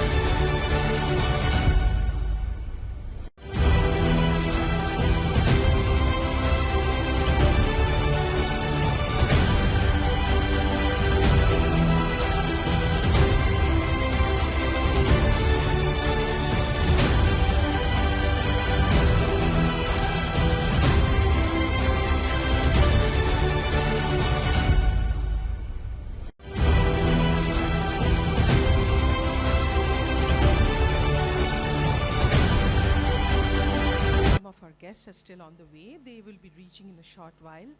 And awardees, the NMC awardees, you're also most welcome to this 3-day national, 7th National Media Conclave.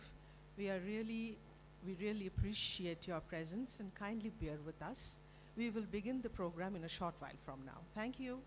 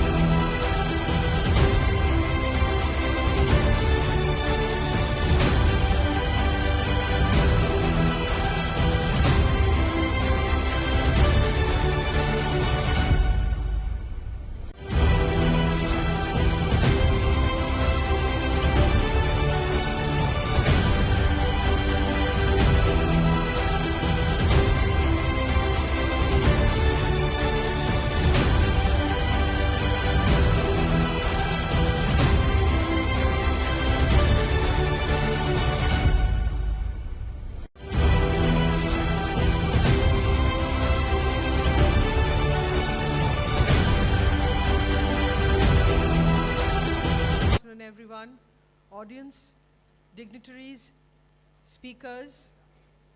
We are beginning our valedictory session by welcoming our chief guest, Shri Atanu Sabyasachi Nayak, Honorable Minister of Food Supplies and Consumer Welfare Corporation, Higher Education, Government of Odisha. Guest of eminence, Shri Pradeep Kumar Amat, Honorable Minister, I&PR, Panchayat Raj, Drinking Water and Forest, Environment and Climate Change, Government of Odisha. Professor B.K. Ravi, Vice Chancellor, Koppal University, Karnataka. Professor Upendra Padhi, Conclave Chairman and Director of IMS, Utkal University.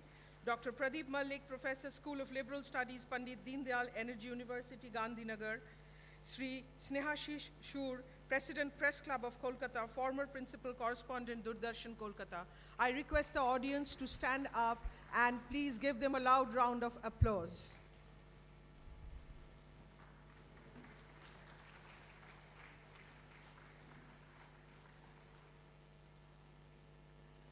Thank you so much. I would now request the guests on dais to please go ahead with the lighting of the lamp. I'm sorry, we begin with the Indian National Anthem.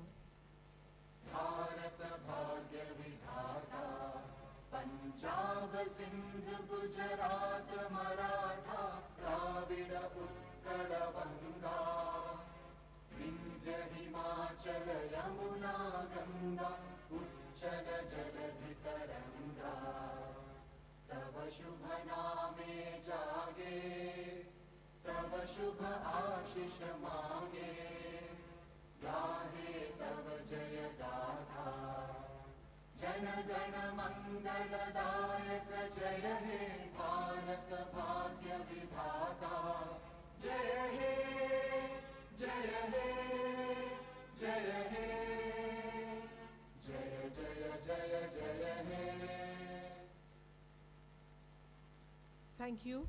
Please take your seats.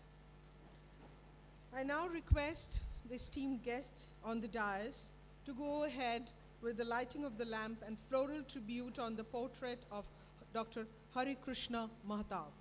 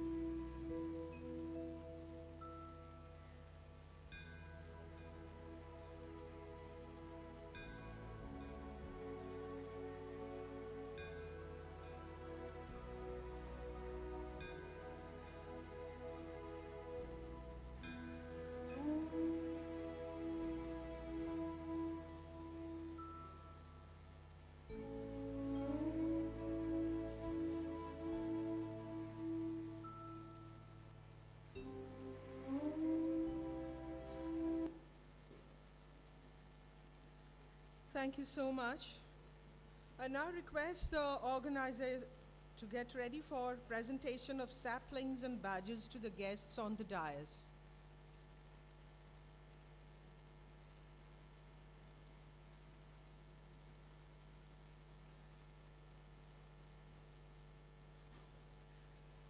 Loud round of applause from the audience, please.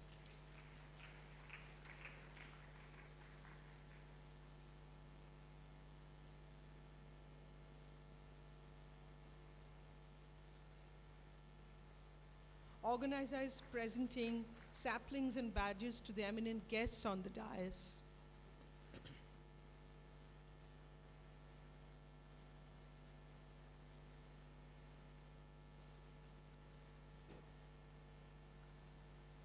Applause, please.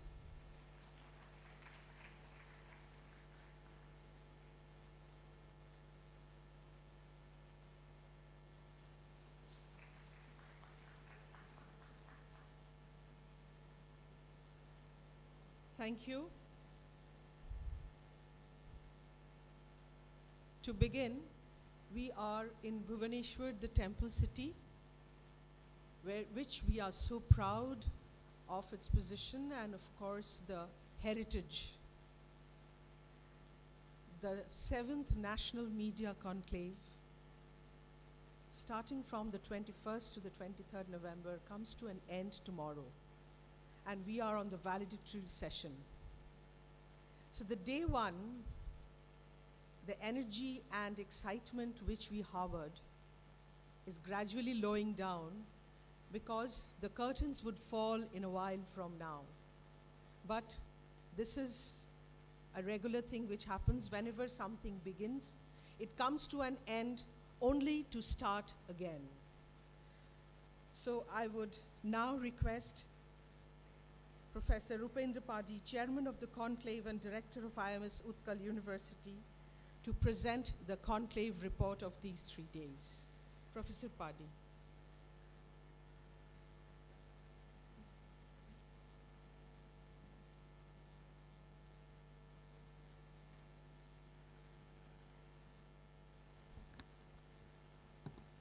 Thank you, Devavani. Esteemed guests on the dais, our guest of eminence, our Honorable Minister, Panchayat Raj, Drinking Water, Information and Public Relations, Forest, Environment, Climate Change, Shri Pradeep Kumar Amat. I welcome you, sir, to the valedictory session of the 7th National Media Conclave. It's my privilege to welcome our chief guest, Shri Attanu Sabyasachi Naik, Honorable Minister, Food Supplies and Consumer Welfare Corporation, Higher Education, Government of Odisha. We welcome you, sir, to the valedictory session of the 7th National Media Conclave. Esteemed guests on the dais, valedictory address will be given by Professor Dr. B.K. Ravi, Vice Chancellor Kopala, and guest of honor, Shri Professor Dr. Pradeep Malik and Shri Snehasi Sur, former correspondent Doordarshan and presently President, Kolkata Press Club. Guests of the dais, participants, scholars, and NMC awardees representing different organizations, media friends, and scholars. I welcome you all to this valedictory session of the 7th National Media Conclave. I personally thankful and welcome Shri M.B. Jairam, the Chief Mentor of PRCI, who is with us of the dais. I welcome you, sir, to this valedictory session. Shri Ravi Mahapatra, Vice President PRCI, former CPRO, Ministry Railway, along with Professor K.V. Nagaraj, Professor V.L. Darurkar, and Professor Abhijit Rai, to this valedictory session, those who are of the dais. So, day before yesterday, we started this journey, and after short while, as mentioned by Devavani, this 3 days conclave will be declared closed, the 7th National Media Conclave. So, I will take only few minutes just to present traditions and practices were accentuated in the present context. There were concerns about disinformations, echo chambers, and inclusivity. There was an analytical framework of data-rich and data-poor context in India. Legal perspective on digital and IT laws and their impact on society and media were presented. Education administrators discussed the potential experience and future of digital technology enabled the educational systems of the country. The keynote address given by with the Secretary General of AMIC, Professor Raman.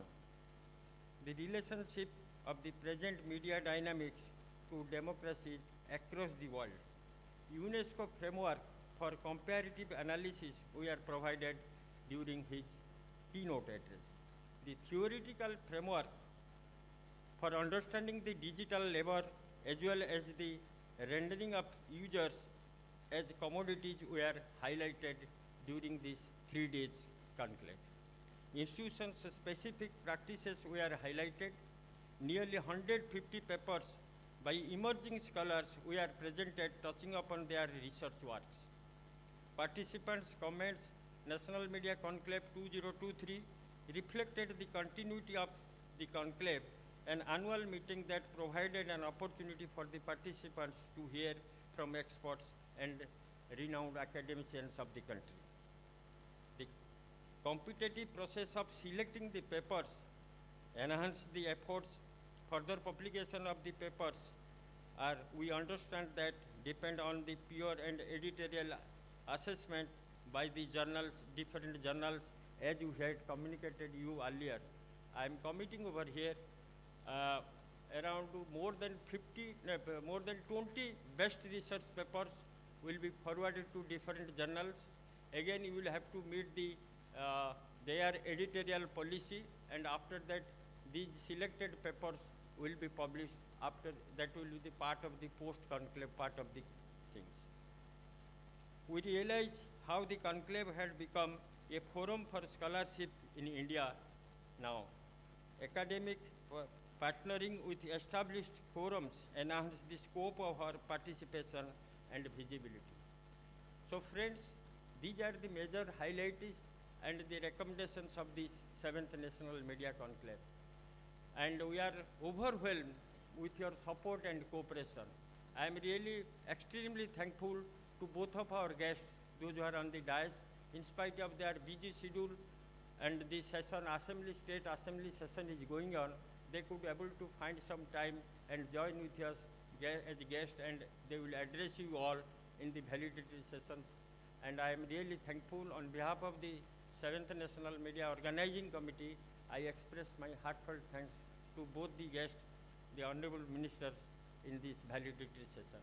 Friends and the scholars and the senior media luminaries of the country across with the senior academicians, I really am thankful and grateful for your continuing support and cooperation to make this 7th National Media Conclave successful in the eastern part of the country.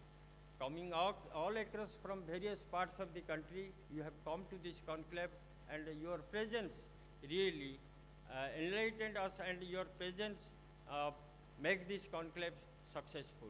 And popularly, many of our well-wishers and friends across the country, they are tweeting, they are putting their message, this is the Media Mahakumbh. And as the part of this Media Mahakumbh, I am really grateful to you all. Again, I expect the same support and cooperation when we will organize the 8th edition of the National Media Conclave here in Bhubaneswar. Friends, in our inaugural address, as I had informed you all, every year we used to organize this National Media Conclave, inviting resource persons, scholars across the country and outside the country, like Sri Lanka, Nepal, and Bangladesh. Many of our scholars friends have come from Sri Lanka, Nepal, and Bangladesh also. So, keeping the memory and the works and the words of the statesman Utkal Kesari Dr. Mahatab in his memory, every year on his birthday, this National Media Conclave is being organized here in Bhubaneswar. And at the end, I can tell you all and request you all, we need the same continued support and cooperation in our future endeavor. Bande Utkal Janani, Bande Bharat. Namaskar.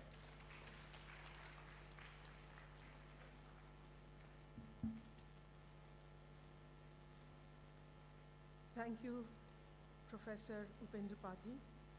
It is so true that we would now start gearing up for the 8th National Media Conclave as we are into the valedictory session of the 7th one. Now I would like to share a small note of greetings which has been conveyed by Minister of State, Mr. L. Murugan, for Minister of Information and Broadcasting. He was scheduled to come as the chief guest amidst ours, but due to his work pressure, he could not make it. But he has sent his greetings message to us, which we are going to share right now. Production team, please could you share this message of Mr. L. Murugan.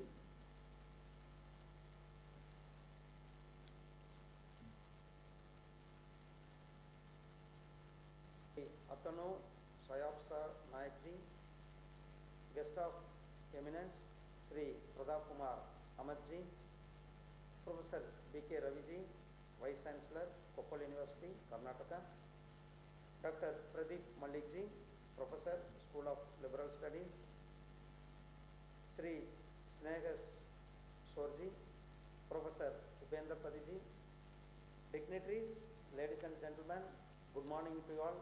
Vanakkam.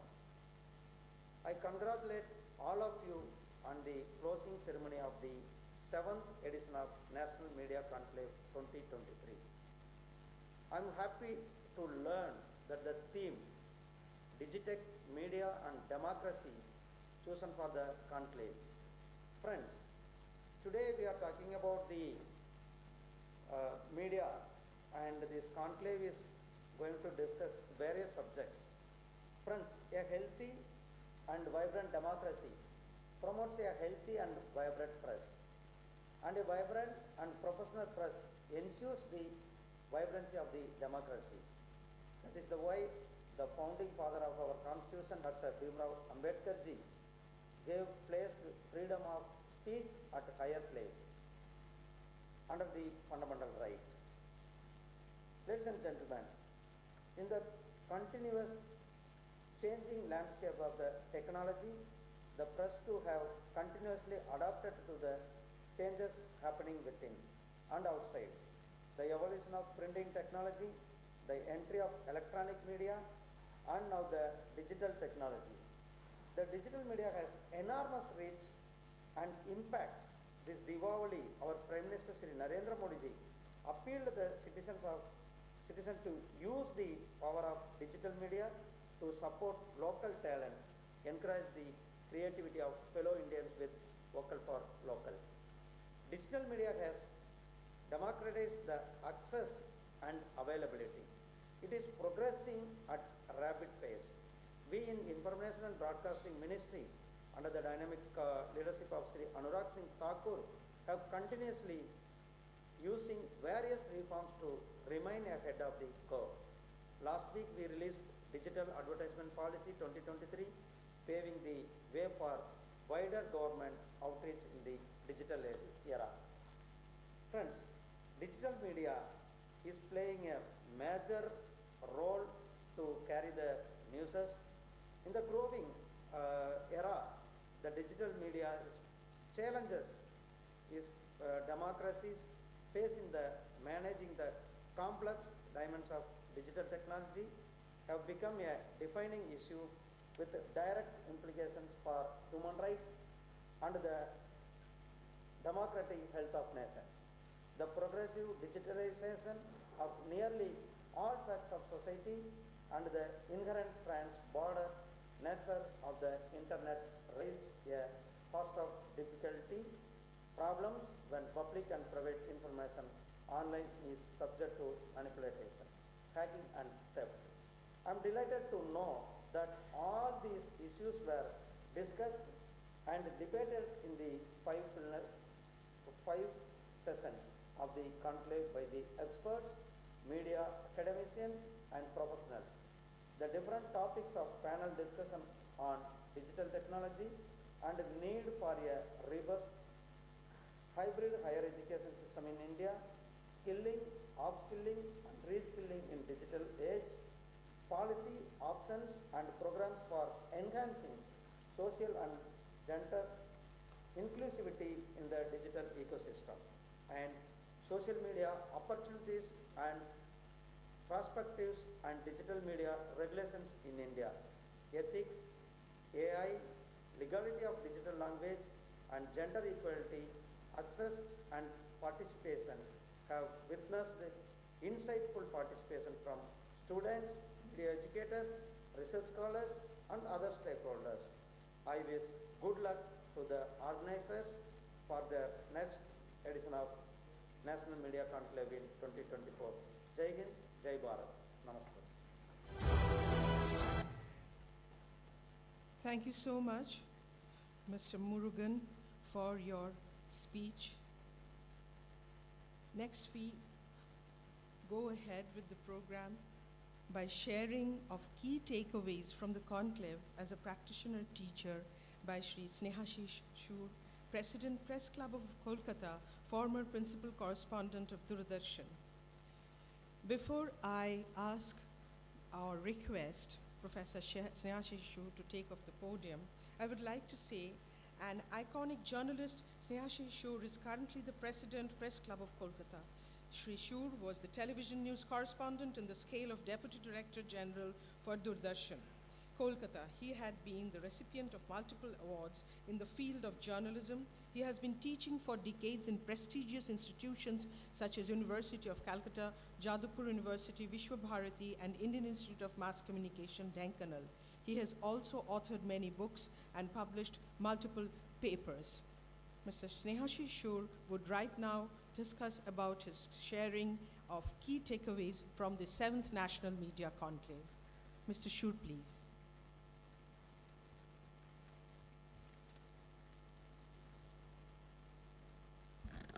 Thank you, Devavani. Good afternoon to you all.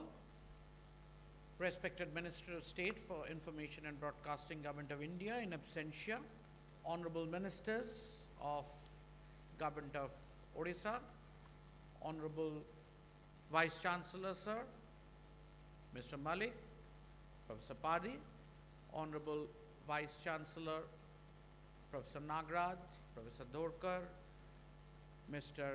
Rabi Mahapatra, former Chief Public Relations Officer of various railways, Professor B.L. Chaudhary of Vishwabharati, Professor Bhattacharya, Manali Bhattacharya, the founder head of the St. Xavier's University, Kolkata, and Professor Ulul Alam, the head of the Anna University, distinguished professors, guests, and my dear students. It's a great pleasure and privilege for me, being a practitioner as well as a teacher for over 3.5 decades. It is on the sidelines when we meet and we discuss a lot of things. I think that is the most important takeaway, at least for me. Hearing those deliberations, paper presentations, and the informal discussions on the sidelines are the most important things of any conference, and especially this one. And this opportunity is being created, and I must be congratulating Professor Padi and all others who are behind organizing this. Organizing a conference is not a very easy job. But how much we can take away is up to us, whether we come, be there and go away, or we learn. We learn certain new things on which we ponder. The subject is very well chosen. As you know, you have it in front of you, Digitech, Media and Democracy. The digitization is future, all of us know. And if we try to understand the landscape of media industry today in India, as per the EY report of the FICCI FREMS, we know that the growth of rate for digital in India is 14.7 vis-a-vis the growth of traditional media subsectors like print 3.7, TV 3.9 and radio 7.5. So we can understand which is the subsector of the media which is growing. Digital is future. We need to gear up ourselves, not only we the older ones, especially the younger ones, to prepare ourselves to engage with digital in a very effective manner. Now, are we able to create for the digital media? And the creation means two things. One is the content, and other is design. How far we know to prepare our content which is best suited for the digital media, and how far we know that how good we can design in the digital media through various graphics and others like Canova and all others. And in this connection, we cannot leave the audio visual, the AV, how far we are capable of mojo and not only recording but creating and all other things. So this is something which we need to know, and we need to brush our knowledge, and we need to be told about newer issues. And friends, as we understand the future of media industry, we must know the job market where we need to place ourselves. It is the startup in the digital or in the marketing communication or in the event management is the future. So are we able to start or nurture the startup? That is what we are going to think of. And I think this kind of conferences will be able to give us the way. Even if the social media, I'd like to mention before the younger ones, that it is the individuals, the socially important persons, politicians, corporates, and other social bodies. Everyone now requires a social media presence, and they don't have time, they don't have knowledge, they don't have skill. So they require a competent person. So if you open up a startup with your skill and content development, you can have accounts of various corporates, individuals, organizations, even the governments to do their social media. So that is something which you think of. And when we talk about digital media, we must be aware of the AI and ML. These two things we need to learn, we need to practice, barring the edge. I need to do it, you need to do it. How many of us are well conversant in ChatGPT? When we talk about those AI, we must think of the limitation of these AIs and how to master these AIs as per our own convenience and command. That is something, those will remain as an aid, but I need to govern them, I need to use them. That is the mantra of the day. We cannot ignore AI, but we must use it in our favor. We must understand what AI is doing. So newsrooms have changed with the implementations of AI. The job market, the job roles are reduced. So we need to be multitasking persons and to be fitting into the new age newsrooms with the AI. But it is the human touch which is very, very important, that whether we are able to command those AIs. Now, when we talk about digital media, we talk about social media, we have discussed about content and design, but the responsibility.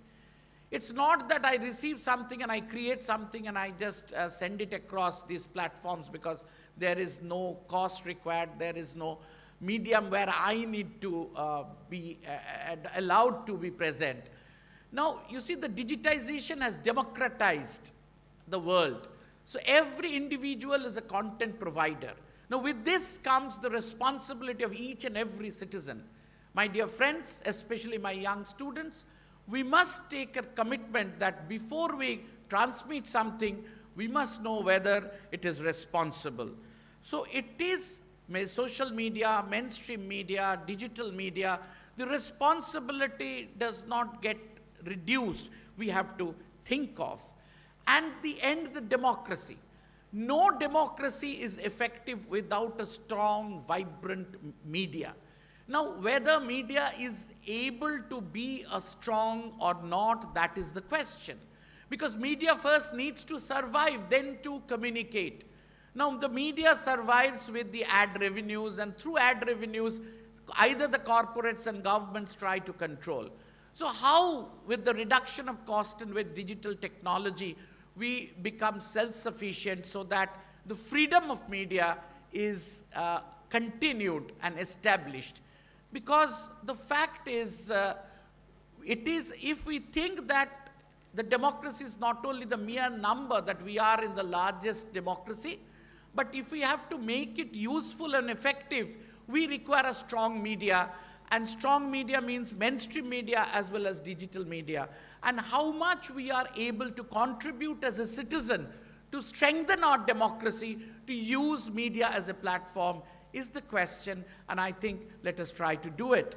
So with this, all these thought process of all these areas, we must be able to take away a lot of things. All we must have not understood, the proceedings will be circulated, and we have been exposed to newer things which we need to study, like digital media guidelines and the various laws and regulations like that.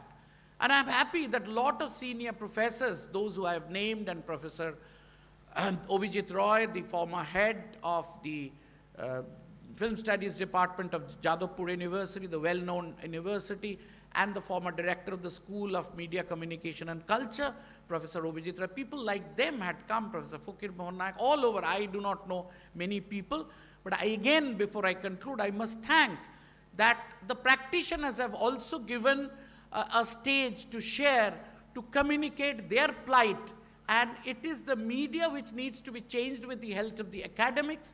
And this is a subject like medicine and technology that the industry and academia will have to work together to have a better media platform which is very conducive to the democracy. Thank you very much. Bande Utkala Janani. Jai Hind.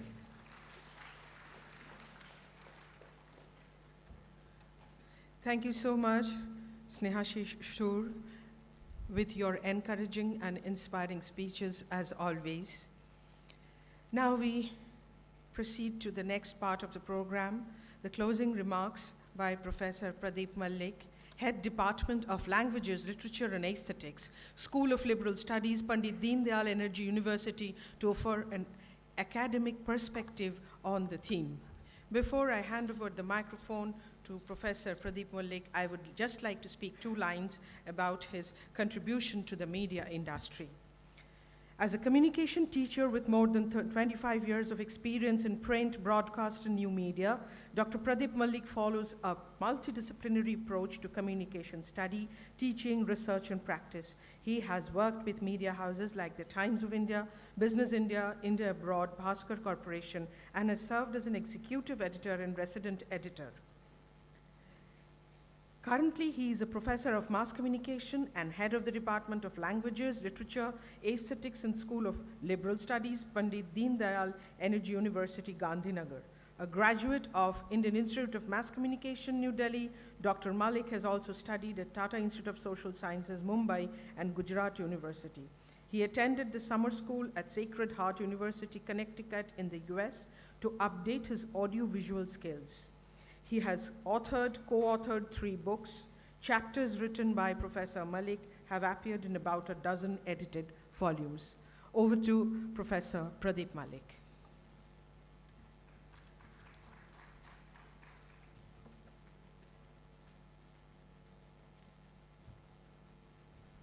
Thank you, Professor Debavani Mukherjee.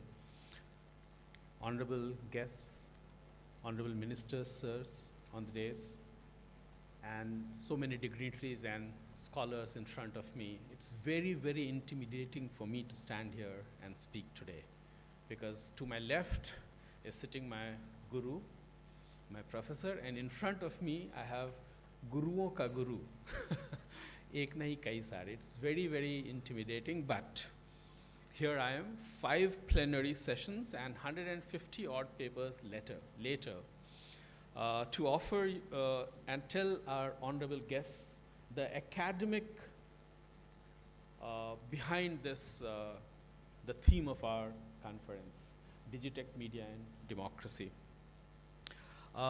So I'll refer to the introductory brochure of our conclave. It starts with asking a couple of questions, and I'm referring to only 2 questions. If the global uptake of global digital media is causally related to decline in democracy, that was the first question the brochure asks. And the second is, are increasing political participation and information consumption likely to be beneficial to democracy?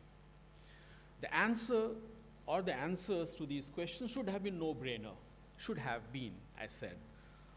After all, we have experienced democracy for more than 200 years in different parts of the world and in India itself. But democracy, as we understand and practice largely today, took root in industrial age. Nations and countries liked it. It spread its wings. But all along, many of us believe that lots of ills were getting also, creeping into democracy. And luckily for us, we believe that, and I think we rightly believe that the best antidote for the ills of democracy is more democracy. And hence, we kept on administering that more democracy. So far, so good. Industry 2.0, some problems, but state and society with its might, all sorts of mights, including the military might and the police might, were able to tackle those problems. But the problem came in this when Industry 3.0 sprang up. And even before societies could get a hang of Industry 3.0, we have this Industry 4.0. Various aspects of our life, polity and politics included, and hence democracy, got influenced and are continuing to get influenced. Nothing new in that. But the problem is, it is getting influenced at a pace never seen ever before.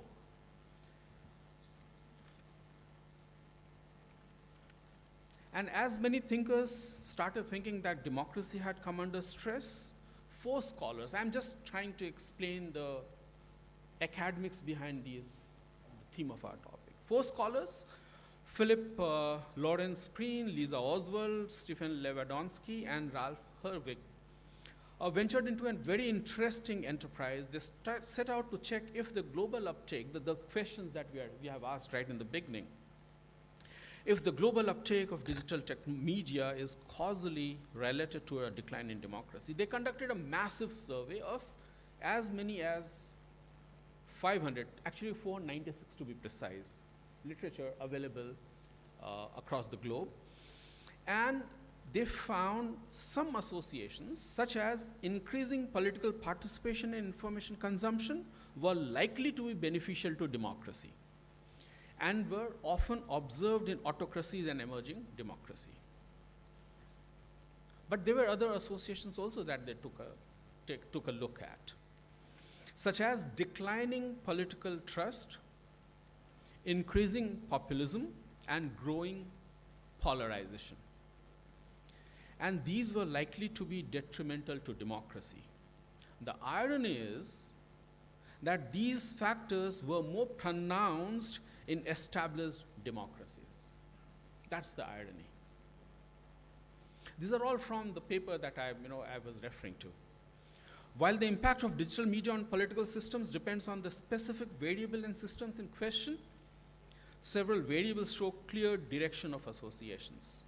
The 4 scholars concluded, and they concluded this, that evidence calls for research efforts and vigilance by governments and civil societies to better understand, design, and regulate the interplay of digital media and democracy.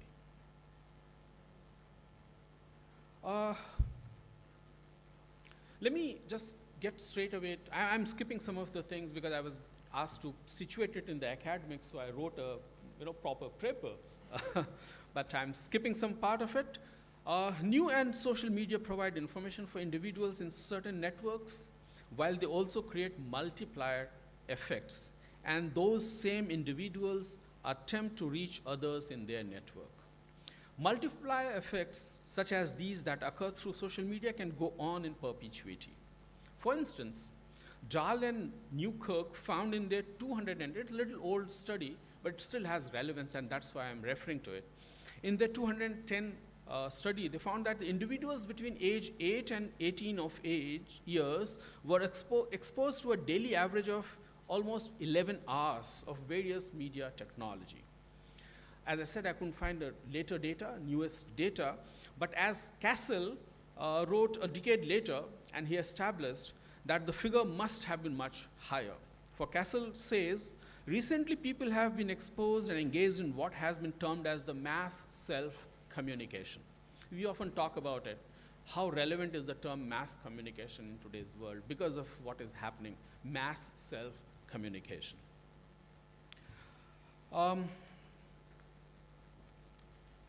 A little later, Moffat and a little earlier than him, Mood in their work point out that the role of digital media and especially social media is central to the populism movement because it represents political strategies in novel and exciting terms.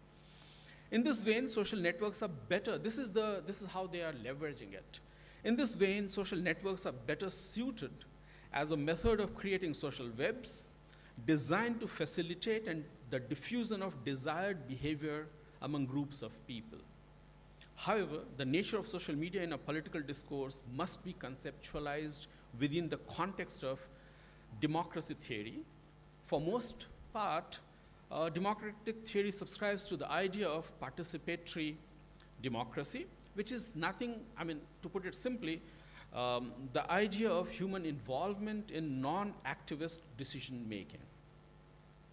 At the core of participatory democracy, theory is the role of the public or citizens in rational evaluations of the pros and cons of an issue. This is especially the case when individuals are participating in decision making or offering rewards. However, with the introduction of digital media, affected people are encouraged to voice their opinion, even though they may not necessarily engage in democratic process. I'll wrap up putting everything in the academic perspective by referring to a small research that we conducted about a year ago when Gujarat, we were having our assembly election. I myself, a colleague of mine, and from another colleague from another university, we collaborated together to conduct a research to find out was digital technology, was digital media of any use to those people who are less privileged, marginalized in society. And what we meant by less privileged and marginalized, there's huge discussion on that. What essentially we were looking at people living in old age home and people with some physical disability. I'm sorry to use the word disability because technically that's the word it is, PWD. In the act it is persons with physical disability. Yeah. So we conducted that survey, a research. It was a proper research. We presented it at BRICS conference, and we found that there was a strong association between the use of social media for political communication and the feeling it gives its users of being included in political process. So those who were using social media, they were feeling that they were part of the democratic process.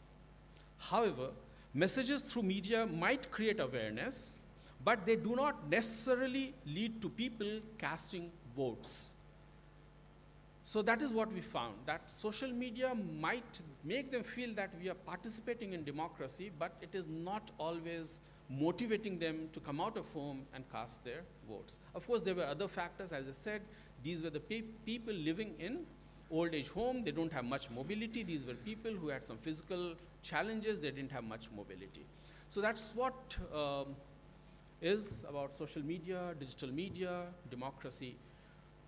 Thank you very much. Thank you.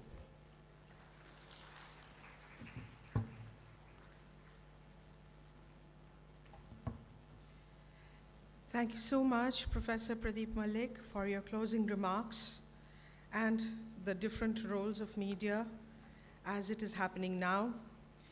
Next, I would like to call on the dais Ms. Garima Dutt, Assistant Professor, Delhi School of Journalism, who is a part of this conference this year, and she would be sharing her experience as she's into media and content consultant, academic arts and culture connoisseur, based out of Delhi.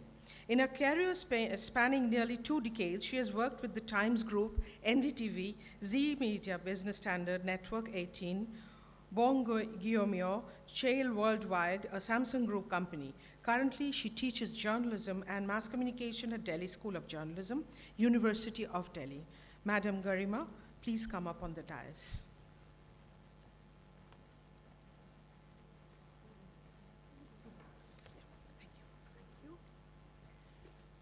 Thank you, Professor Mukherjee. A very good afternoon to all of you. I know we are hard pressed for time, so not 5 minutes, but 2 minutes.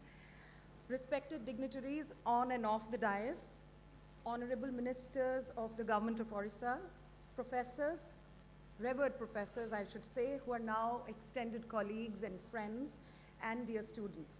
It's an honor and privilege to stand before you today reflecting on the incredible experience that the 7th National Media Conclave 2023 has been. Over the past 3 days, we have witnessed an amalgamation of intellect, diverse perspectives and discussions that have truly enriched our understanding of the intricate relationship between digitech, media, and democracy. This conclave, a convergence of brilliant minds from diverse corners of our nation, has been a remarkable milestone in media and academic discourse. We have had the privilege of witnessing the coming together of some of the brightest luminaries, policymakers, and media professionals, communication experts, each contributing a wealth of experience and knowledge. The objectives set forth for this gathering have not only been met, but shall I say surpassed, promising benefits to all present here. We have attempted to redefine the critical role of media in disseminating information, debated issues critical to the fabric of our democracy, and even ventured into reshaping the relationship between digital media and our democratic values. The dialogues held here have set boundaries for evolving media forms that will undoubtedly strengthen our democratic society. We have explored policies that can engage digital media to champion public interest journalism and ensure editorial independence, thereby paving a way for a more informed and responsible society.